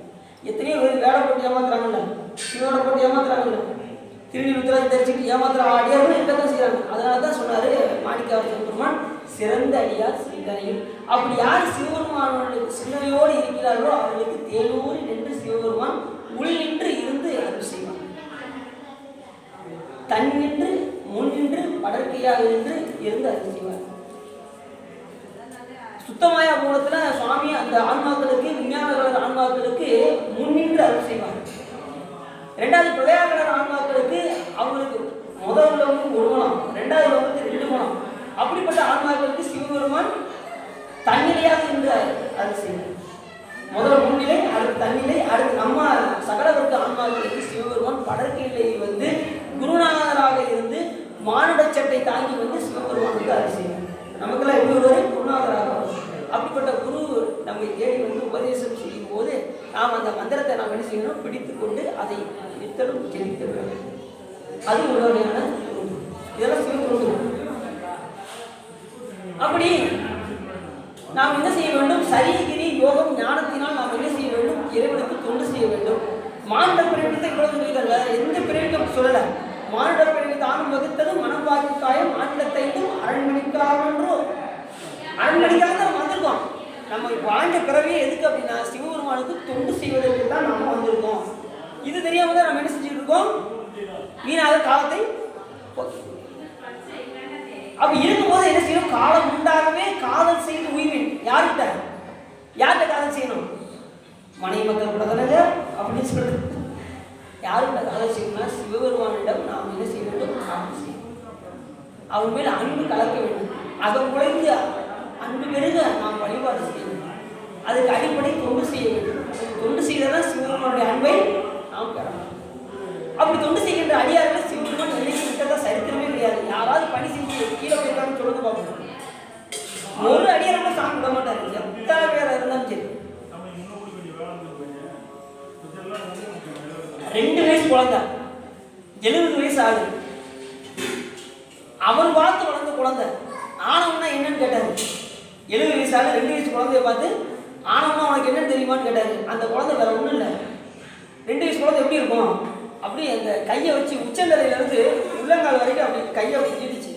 ஆணவத்தின் மொத்த உருவமே நீதான் அப்படின்னு காட்டுச்சு. அவர் எத்தனை வயசு ஆகுது? 70 வயசு ஆகுது. இது 2 வயசு குழந்தை. அப்ப தானா படிச்சுங்கிற உணர்வோடு இருந்தாரு. இப்ப அந்த பிள்ளை காட்டுறது உடனே திருவடியில் விழுந்தார். 2 வயசு குழந்தை 70 வயசு ஆகுது. அருண் சிவாச்சாரியன். அப்ப சாமி இவரை விடல, அவரையும் விடல. 2 பேருமே விடவே. இப்படி யார் ஒருவர்கள் யார் தொடர்ந்து தொண்டு செய்தாலும் சிவபெருமான் என்ன செய்ய மாட்டாரு, விடுவதாகவே. அவரை ஒரு பூ மணி செஞ்சுட்டாலே சாமி விட மாட்டார். ஒரு மலர் படைத்து சுவாமி கிட்ட கொடுத்தாலே சாமி என்ன பண்ணுவாரு, அந்த உயிரை நோக்கி சிவபெருமான் என்ன செய்வாரு, தன்னுடைய திருக்கண்ணை சாட்டி என்ன செய்வாரு, வழிபாடு செய்ய கொடுப்பார். அதான் நடிகனை அன்பாளாக்காய் அருள் நோக்கி தீர்த்த நீராட்டி கொண்டாய், எத்தனை அறிஞி எளியானாய் என்னை ஆண்டு கொண்டு இறங்கி என்று கொண்டாய், பித்தனையன் வேதையன் பிழையன் நாயன் பிழைத்தனைக்கு எத்தனையும் கொடுத்தாய் என்று இத்தனையும் என் பரமோ ஐயோ ஐயோ என் பெருமான் திருத்தனை இருந்தாரே கூட அப்பசாமியில் அருமையாக. அப்பசாமியில் பார்த்தீங்கன்னா வேற்று மதத்தில் இருந்தார். வேற்று மதத்தில் அக்கா சைவத்தில் இருப்பாங்க. சிவபெருமானம் வழிபாடு செய்து கொண்டிருப்பார்கள். தன்னுடைய தம்பி இப்படி தடமாறி போய்விட்டானே என்று சிவபெருமானிடம் கேட்காத நாள் கிடையாது. 50 வருடம், ஒரு நாள் 2 நாள் கிடையாது. நாம் ஒரு நாள் 2 நாள் சாமி இறங்கி உடனே சிவபெருமானை கோவிச்சு போகணுமா, என்ன சாமி இந்த செய்தி அந்த இதை பண்ணவே மாட்டேங்க சாமிகிட்ட. ஆனால் அந்த அம்மா என்ன செஞ்சாங்க, 50 வருடம் விடாம தன் தம்பி எப்படியாவது சைவத்துக்கு வர வேண்டும் என்று அந்த அக்கா என்ன செய்தார்கள், திலகவதி அம்மையார் வழிபாடு செய்து கொண்டே இருந்தார்கள். சாமி நீங்க முன்னமே முனியாக இருந்து நமக்கு தவம் இயற்றியவர் வாகீசன் என்ற பெயரோடு, அதனால நீ கவலையை ஒழிக அப்படின்னு சொல்லி சிவபெருமான் அவர் கனவில் தோன்றி, திலகவதி அம்மையார் கனவில் தோன்றி சாமி சொன்னார். அதன்படி சாமி என்ன பண்ணாரு, சூளையை வரவைத்தார். சூளை கொடுத்து ஆட்கொள்ளாரு. அதுபடி சூளை நோய் வந்தது. உடனே என்ன பண்ணாரு, இந்த கட்சி மரம்லாம் அடிச்சுக்கணும்னா ராவோட ராவ தான் வருவாங்க, இரவு தான் கட்சி மரம் பார்த்துட்டீங்களா, அது போல என்ன செய்யாரு, ராப்பொழுது இதை மூடிக்கிட்டு தலையை மூடிட்டு அப்படின்னு கிராமம் ஓடி வந்தார். வயிற்று வழி தாங்க முடியல. அக்கா எங்கே இருந்தாங்க, திரு அதிக விரட்டாளத்தில் இருந்தாங்க. தன் அக்கா அப்படின்னு சொல்லிட்டு கிராமம் ஓடி வந்து திருவடியில் வந்து விழுந்தார். நீ ஏன் திருவடியில் விழுவாப்பா, சிவபெருமான் திருவடியில் விழு அப்படின்னாரு. உடனே திருவடியில் விழுந்து சுவாமி படிந்து அப்போ பாடின பாட்டுதான் குற்றாயினவாறு விளக்கவழி பல செய்தன நான் அறியேன் அடிக்கே இரவும் பகலும் பிரியாது வணங்குவன் எப்பொழுதும் தோற்றாதன் வகித்தின் அகம்படியே ரோடு துடக்கி முடக்கிட ஆற்றேன் அடியேன் அதுகை கெடில விரட்டான துறை அம்மானே என்று அருமையாக பாடினார். பாடி முடிச்சதும் முதல் பாட்டில் வெளியே போய்க்கலாம்ல, அப்படி விடல. ஏன்னா எடுத்ததுமே கேட்டதுமே உடனே அது செஞ்சுட்டான்னு வச்சுக்கோங்க, இவர் சாமி மறந்துருப்பாரு. 10வது பாட்டில் கடைசி பாட்டில் போட்டா எங்கோரானையின் ஈருவித்தோள் ரங்காட ரங்கானட மாடவல்லாய் ஆத்தானரக்கந்தானை மாழ்வரைக்கு அடதீட்டல் செய்த அது கருதாய் வெறும் புரண்டும் விழுந்தும் எழுந்தாள் என் வேதனையான விலகீடாய் ஆத்தாங்கள் சூழ் அதிகை கெடில விரட்டான துறையம்மானே வெறும் புரண்டும் விழுந்தும் எழுந்தால் என் வேதனையான விலக்கீடான்னு புரண்டு விழுகிறாரு. அப்படி எடுத்தவே கொடுத்துருந்தான்னு வச்சுக்கோங்க, சூளை தடுத்திருந்தாருன்னா கண்டிப்பாக சிவபெருமானை மறந்துருப்பாரு. இவர் கொஞ்சம் பொறுமையாக இருந்து நினைச்சாரு. 10வது பாட்டு பாடும்போது போர் வேர்த்தும் புரண்டும் விழுந்தும் எழுந்தால் என் வேதனையான விளக்கிட மாட்டேன் பெருமானேன்னு அழுதாரு. உடனே அடுத்த நிமிஷம் சூடாப்பி அந்த வழியானது அதுல இருந்து பார்த்துக்கோங்க, சிவபெருமானை விட்டு போகவே இல்லை. கடைசி வரைக்கும் உறுதியாக சாமியை பற்றி கொண்டார். பற்றி கொண்டது தன் அக்காவிடம் கேட்டார், நான் என்ன செய்யணும் அப்படின்னா பணிந்து பணி செய்யலாம் ஒரு வார்த்தை தான் சொன்னாங்க. அதுதான் அவர்களுக்கு உபதேசம். யாருக்கு? அப்போசாமியின் உபதேசம் பணிந்து பணி செய் என்று அவருடைய அக்காவாகிய திலகவதி அம்மையார் தொண்டு செய் என்று சொன்னார்கள். அதில் பிடிச்சவர் தான் உணவரவில்லை. கடைசி வரைக்கும் மற்றவர்கள் ரேசன் முன்னாடி போய்கிட்டு இருக்காங்க. திருஞான சம்பந்தர் பாட்டு பாடி போய்கிட்டு இருக்காரு. சுந்தரமுசாமி பாட்டு பாடி முன்னாடி போய்கிட்டு இருக்காரு. மாணிக்கவாசன் முன்னாடி எல்லாம் ரேசன் முன்னாடி போய்கிட்டு இருக்காங்க. எல்லாம் இளம் வயசு. இவர் 16 வயசுல மூச்சடைஞ்சாரு, அவர் 18 வயசுல மூச்சடைஞ்சாரு, அவர் 32 வயசுல மூச்சடைஞ்சாரு. இவர் 60 வயசுக்கு போல வராது. இனிமே நம்ம சிவபெருமான் திருவடியை அடைய முடியுமான்ட்டு தொண்டு செய்தாரு, முன்னாடி விட்டார். அவங்க ஈக்குவலுக்கு அப்ப தொண்டு செய்தால் என்ன செய்வாரு சிவபெருமான்? எத்தனை வயதாக இருந்தாலும் பரவாயில்லை, தொண்டு செய்தால் எடுத்த இந்த பிறவிலேயே நம்ம என்ன செய்வார்? அவர் பாலனாய் கழிந்த நாளும் பனிமலர் கோதை மாதம் மேலனாய் கழிந்த நாளும் வெளிவோடு மூப்பு வந்து கோலனாய் கழிந்த நாளும் குறிக்கோளிராது கேட்டேன். சாமி, நான் இளம் இதெல்லாம் வழிபாடு பண்ணாம விட்டேன், பால பருவத்தெல்லாம் இழந்துட்டேன் அப்படின்னு சொன்னார். அப்படியே ஒன்றும் பிரச்சனை இல்லைப்பா அப்படின்னாரு சாமி. இளம் இதெல்லாம் வழிபாடு செய்யணும் பரவாயில்ல, பால பருவத்தில் கோலனாய் கழிந்த நாளும் அதை விட மேலான வயதில் இல்லைன்னா அடுத்து அதையும் தாண்டி வயதான காலத்தில் வந்தாலும் பரவாயில்லை. ஆனால் கடைசி நேரத்தையாவது சாமியை வந்து பட்டினாலே போதும்.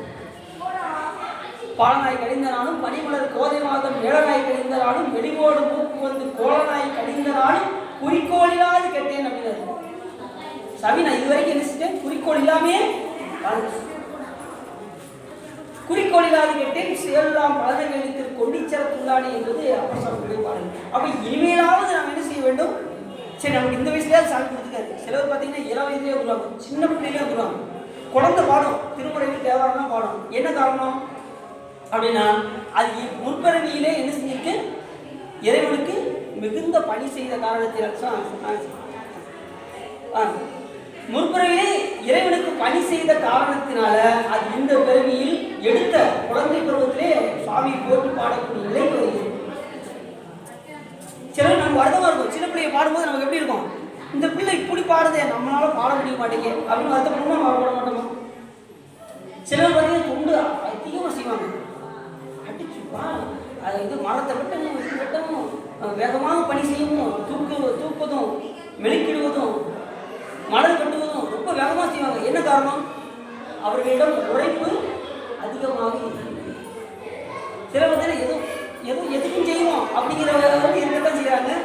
அதிகமாக பணி செய்ய வேண்டும் என்று விரும்புவர்கள் இருக்கத்தான் செய்வாங்க. அதை எப்படி செய்தாலும் இங்கே வந்து கையில் மாற பிடிச்சிட்டாலே, மாறுன்னு சொல்லக்கூடாது, வேறு மாறுன்னு சொல்லக்கூடாது, அது அழகிட்டு பேர், திருவழகுன்னு பேர். அதுக்கு என்ன பேர்? திரு அழகு. அதுதான் நம்ம எடுத்துக்கிறோம் பெருக்கிறோம். அப்படி தொட்டாலே சாமி செய்வார். கணக்கில் எழுதும் கீழ்கணக்கு இன்னம்பர் ஈசனே சாமி கணக்கு எழுதுவார். இங்கே வந்து ஏதாவது பணி செஞ்சுட்டீங்கன்னா சாமி என்ன பண்ணுவார்? கணக்கு எழுதுவார். என்ன கணக்கு எழுதுவார்? இந்த உயிர் சிவத்தொண்டு செய்திருக்கின்றது என்று சிவபெருமான் எழுதுவார். சிவத்தொண்டு பண்ணால் என்னாலும் அசல் அப்படியே இருக்கும், வட்டி மட்டும் உங்களுக்கு வந்துக்கிட்டே இருக்கும். சிவபெருமானை மறந்து செய்தால் அசல் வட்டி அந்த நிமிஷமே கொடுத்து சாமி போய் காப்பாடுவார். நீங்கள் செய்யக்கூடிய ஒவ்வொரு சிவத்தொண்டுக்கும் அது என்றுமே இருந்து கொண்டே இருக்கிறத தவிர அழியவே அழியாது. சிவத்தொண்டு ஒன்று மட்டும் அழியவே என்றைக்கும் நிலையாக நிலைத்திருப்பது சிவத்தொண்டு. எத்தனை பிறவிகள் எடுத்தாலும் அந்த பிறவியிலும் வந்து அது வந்து நமக்கு துணை செய்யும். சிவத்தொண்டு அவ்வளோ முக்கியமானது. அப்படி அப்பசாமி என்ன செய்யாது? தொடர்ந்து அன்னைக்கு பிடிச்ச அந்த உலகாரமுடைய தொடர்ந்து அந்த பணியை செய்து கொண்டே இருந்தார். ஒவ்வொரு திருக்கோயிலுக்காக சென்று இறைவனை வழிபாடு செய்து கொண்டே இருந்தார்.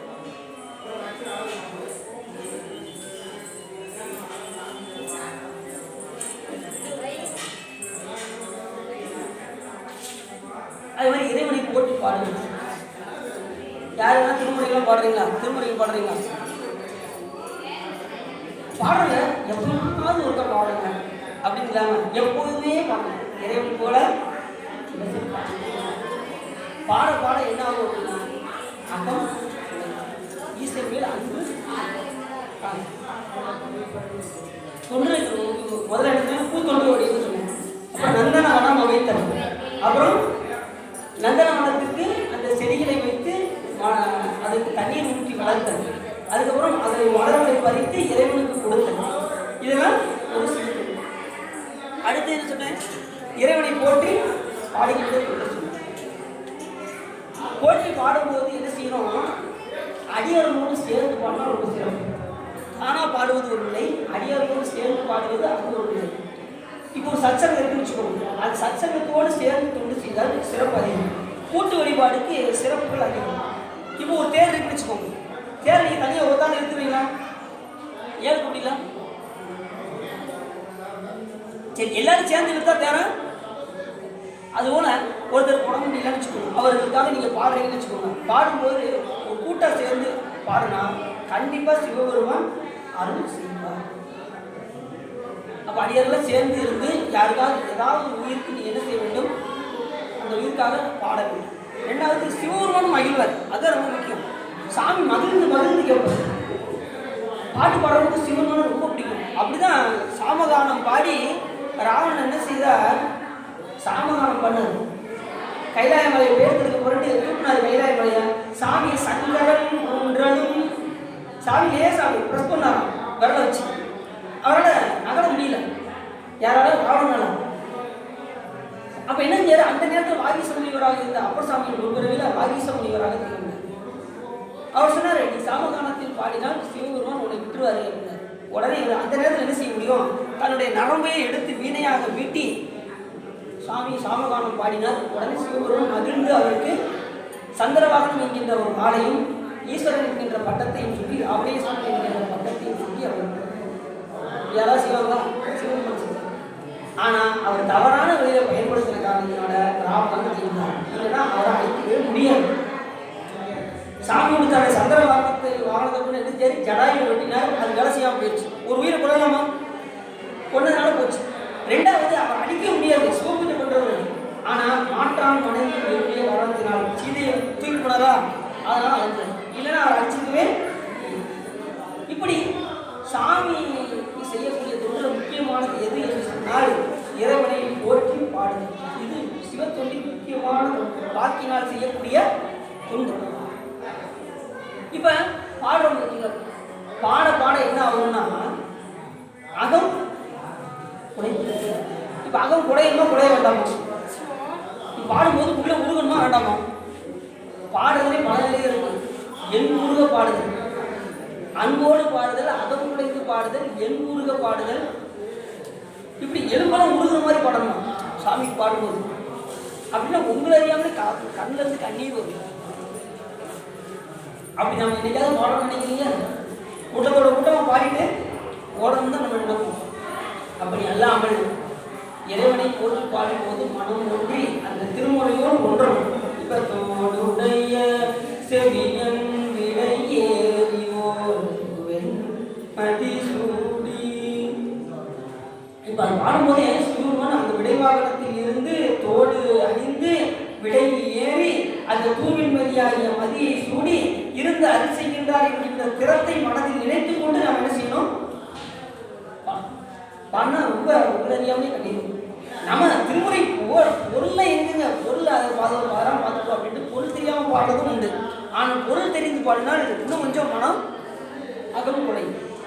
அதனால சொல்லிய பாட்டின் பொருள் உணர்ந்து சொல்லுவார் செல்வர் சிவபுரத்தின் உள்ளார் சிவன் அடிக்கு பல்லோரும் ஏற்ற பணிந்து.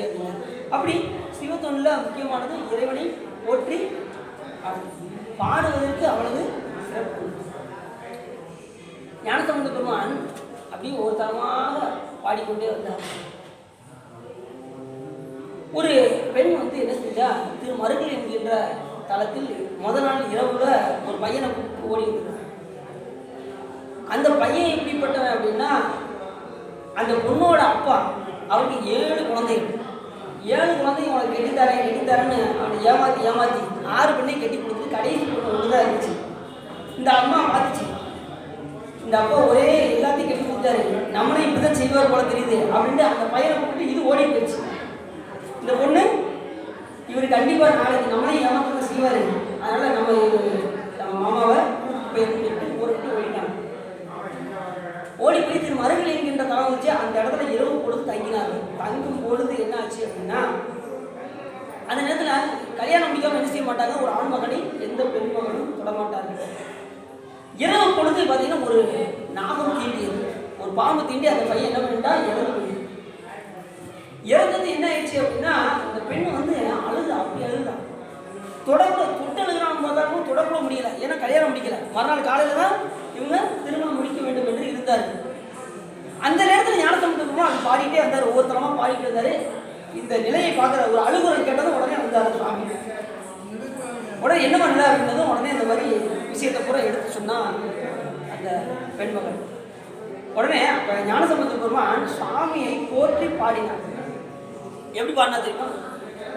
சடையாயனுமாள் சரணியனுமாள் விடையாயனுமாள் வெறுவா விழுமாள் மடையார் குவளை மலரும் மருகள் உடையாய் தகுமோ இவள் உள்வெளிவே.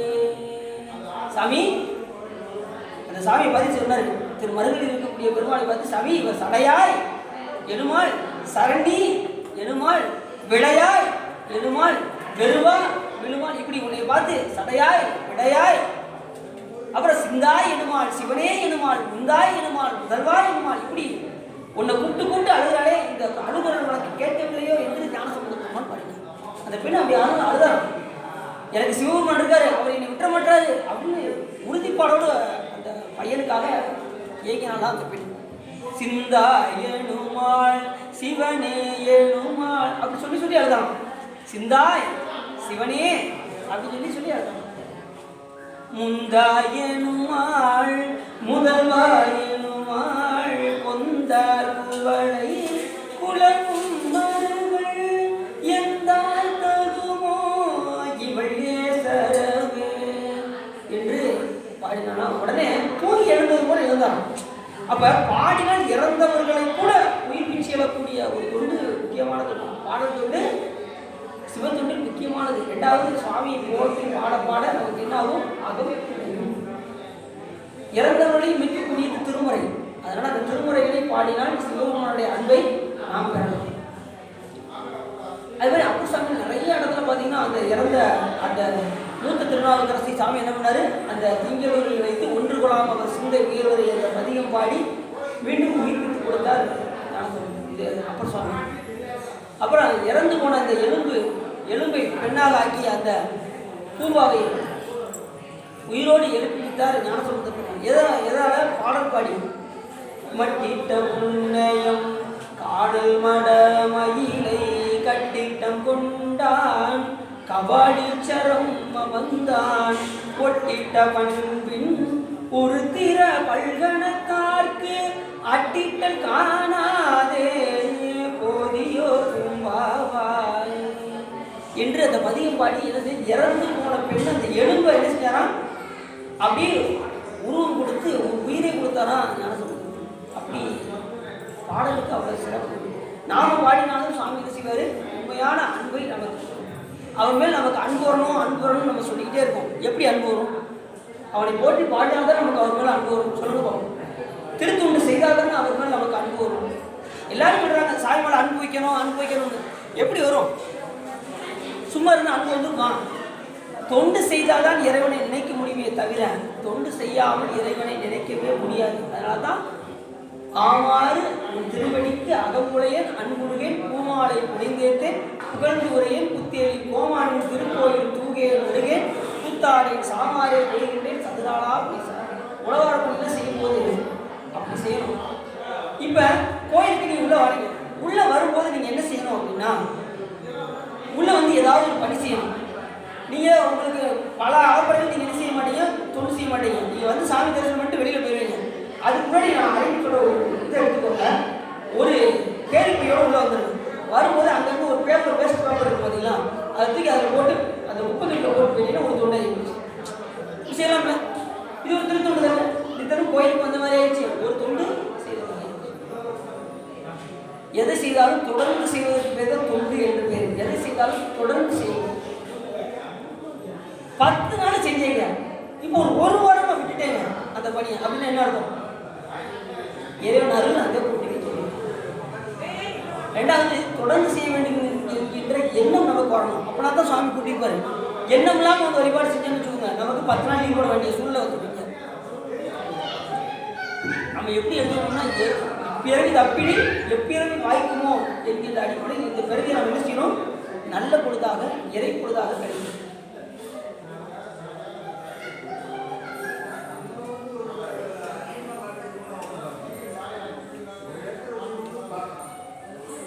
பணிக்கு அவ்வளோ சிறப்பு. அதுக்காக முடிச்சிடலாமான்னு இல்லை அவன் தமிழ் சொல்லுங்களா? அவன் கொடுங்க. இன்னும் என்ன பேசலாமான்னு கேளுங்க. ஒரு 1/4 மணி நேரம் பேசலாமான்னு. அப்படி இறைவனை நந்தன வனம் அமைத்தல், அது சுவாமிக்கு அந்த செடி வளர்த்து தண்ணீர் ஊற்றுதல், அதில் வளரக்கூடிய மலர்களை எடுத்து இறைவனுக்கு கொடுத்தல், அடுத்து இறைவனை வாக்கினால் திருமுறைகள் பாடுதல், நாமம் ஜெபித்தல், அடுத்து சிவபூஜைக்கு உதவுதல், இதெல்லாமே சிவ தொண்டு. இந்த தொண்டு செய்தால்தான் இறைவனை நாம் என்ன செய்ய முடியும், நினைக்க முடியுமே தவிர வேறு எதிலும் நாம் இறைவனை நினைக்க வாய்ப்பே இல்லை. இரண்டாவது, தொண்டு செய்தால் சிவபெருமான் நாம் முன் செய்கின்ற வினைகளை இறைவன் நீக்கி கொள்வார். இல்லைன்னா வினை அப்படியே தான் இருக்கும். எத்தனையோ பிறவியில் நாம் செய்யக்கூடிய வினையானது நம்ம செய்கின்ற வினை எவ்வளோ தெரியுமா இருக்கு உங்களுக்கு? மூடையே கிடையாது. ஒரு மூடை 2 மூடை கிடையாது. எத்தனையோ கோடி எத்தனையோ பிறவிகளில் நாம் செய்திருக்கின்ற மூடை ரொம்ப இருக்கும். அப்போ இது வரைக்கும் இன்னும் எத்தனை பேர் நம்ம எடுத்துருக்கோம் அப்படின்னா 100 கோடி பிரம்மர்கள் நொந்திரன் எண்ணில் 6 கோடி நாராயணன் அங்கே 7 கங்கை மலர் இந்திரன் ஈர் இணையில்லாதவன் ஈஸ்வரன் ஒருவனை. எத்தனையோ பிரம்மர்களும் எத்தனையோ நாராயணர்களும் சிவருமானுக்கு மண்டையோட போயிட்டாங்க. ஒரு பிரம்மாவுக்கு அரை நாள் என்பது 434 கோடி வருஷம் அரை நாள். அப்போ எத்தனை பிரம்மா 100 கோடின்ட்டாரு. அப்போ எத்தனை கோடி வருஷம் ஆயிருக்கும் பாருங்க. அப்பையும் நாம் என்ன செய்வோம், ஏதாவது ஒரு பிறவியில் இருந்து கொண்டு தான் இருக்கும். அந்த பிறவியிலும் நாம் என்ன செஞ்சிருப்போம், ஏதாவது வினை நீக்கம் செஞ்சு கொண்டே தான் இருக்கும். இந்த வினை நீக்கத்தில் இருந்தே நாம் விடுபட வினையிலிருந்து நாம் தப்ப வேண்டும் என்று சொன்னால் சிவபெருமான நாம் என்ன செய்யணும், இம்மையே உன்னை சிக்கன பிடிப்பேன் எங்கிருந்து அழுவது இனியே என்று சொல்லி சாமியை பற்றி கொள்ளணும். பற்றி கொண்டு என்ன செய்யணும், விடாது பணி செய்து கொண்டே இருக்க வேண்டும். பணி செய்கின்ற அடியாரை சிவபெருமான் என் நிலையிலும் விடுவதா இல்லை. கண்டிப்பாக அந்த உயிரை எப்படியாவது சிவபெருமான் என்ன செய்வார், கடை தேற்றியே விடுவார். இப்படி நிறைய பார்த்தீங்கன்னா சிவத்தொண்டில் நிறைய சொல்றாரு. அளப்பில் கீதம் சொன்னாருக்கு அடிகள் தான் அருள்மாறு. சாமியை போட்டி பாடுறவருக்கு சிவபெருமான் என்ன அருள் செய்வார்னு அவருக்கே தெரியலாம். அப்படி பண்ணி அருள் செய்வாராம் சிவபெருமான். அவரை போட்டி பாடினான். 2 புண்ணியம் செய்வாருக்கு பூண்டு நீர் அண்ணல் அதை 2 அருள்புரியாவிற்கும் எண்ணில் பாவிகள் என்கிற ஈசனை நன்னறியாமல் நழுவுகின்றாரே என்று கூட சொல்றாரு. பார்த்தீங்களா? என்ன பேசுறாங்க சரி. அப்ப செய்யும்போது சாமிக்கு பணி செய்யும்போது கைவினால் யார் இறைவனுக்கு தொண்டு செய்கின்றார்களோ அவர்களுக்கு செய்வினை தீண்ட பெறா திருநீலகண்டம் என்று கூட ஞாபகம். அவ்வினைக்கு இவ்வினையாம் என்று சொல்லும் அது தெரிவி உய்வினை நாடாதிருப்பது உண்டவன் உணவன்று கைவினை செய்து எம்பிறார் கலரடி போற்றும் நாமடியும் செய்வினை எம்மை தீண்ட பெறா திருநீலகண்டம். யார் ஒருவர்கள் கையினால் இறைவனுக்கு பணி செய்கின்றார்களோ அவர்களுக்கு என்ன ஆகலாம், செய்வினை அப்படின்னா ஏற்கனவே செய்த வினை, இப்போ செஞ்சுக்கிட்டு இருக்க வினை, இனிமே செய்யக்கூடிய வினை, இந்த 3 வினையும் கண்டிப்பாக அப்படி நீங்குவதற்கு நம்ம செய்ய இறைவனுக்கு கையினால் தொண்டு செய்யணும். தொண்டு செய்தால் கண்டிப்பாக அவருடைய வினைகளானது நீங்கும் சொல்லி ஞானசம்பந்தர் பெருமான் இந்த அருமையாக அவ்வினைக்கு இவ்வினையாம் என்று சொல்லி உய்வினை நாடாது இருப்பதுக்கு ஊனமன்றே கைவினை செய்தேயம் இறங்கள் போற்றியோ செய்வினை வந்து எமை தீண்டப்பெறா திருநீலகண்டம்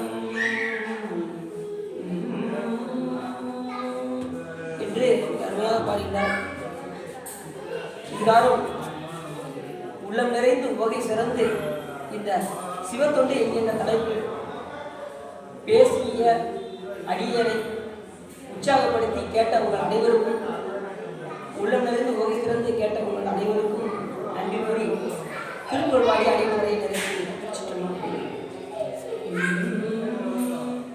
வரியாதருங்கன் மடமாத மகவாசை தொந்த மதுவான இருபோது நைந்து வெளியாறு இரு தாழின் நண்பு தருவாயே பரிபாலனம் செய்தருள்வோனே பரமேசுரந்தன் அருள்பாலா அரிகேசவந்தன் மருகோனே அலைவாய வந்த பெருமாளே இரு தாளின் நண்பு தருவாயே கைலாயங்கள் வினாபோதிரி காட்டும் என்னை பயில்வாயை மிகண்டாம் சந்ததிக்கோர் மெய்ஞான வானுவாயு குயிலாரும் ஒளி திருவாவூர் திருவாள் குரு நமச்சிவாய தேவன் சைலாதி மரபுடையும் திருமரபு நீங்கூடி தலைகமாதோ வான்முகில் வளாது மிக மணிபலம் சுரக்க மன்னன் கோன்மறை அரசீக குறைவில்லா தீர்வாழ்க நான்மறை அரங்கள் வந்த நற்றமும் வேல்மல்க மேன்மைகள் சைவ நீதி விளங்குக உலகமெல்லாம் பார்வதீபதையே என்னாருடைய சிவனையை போற்றி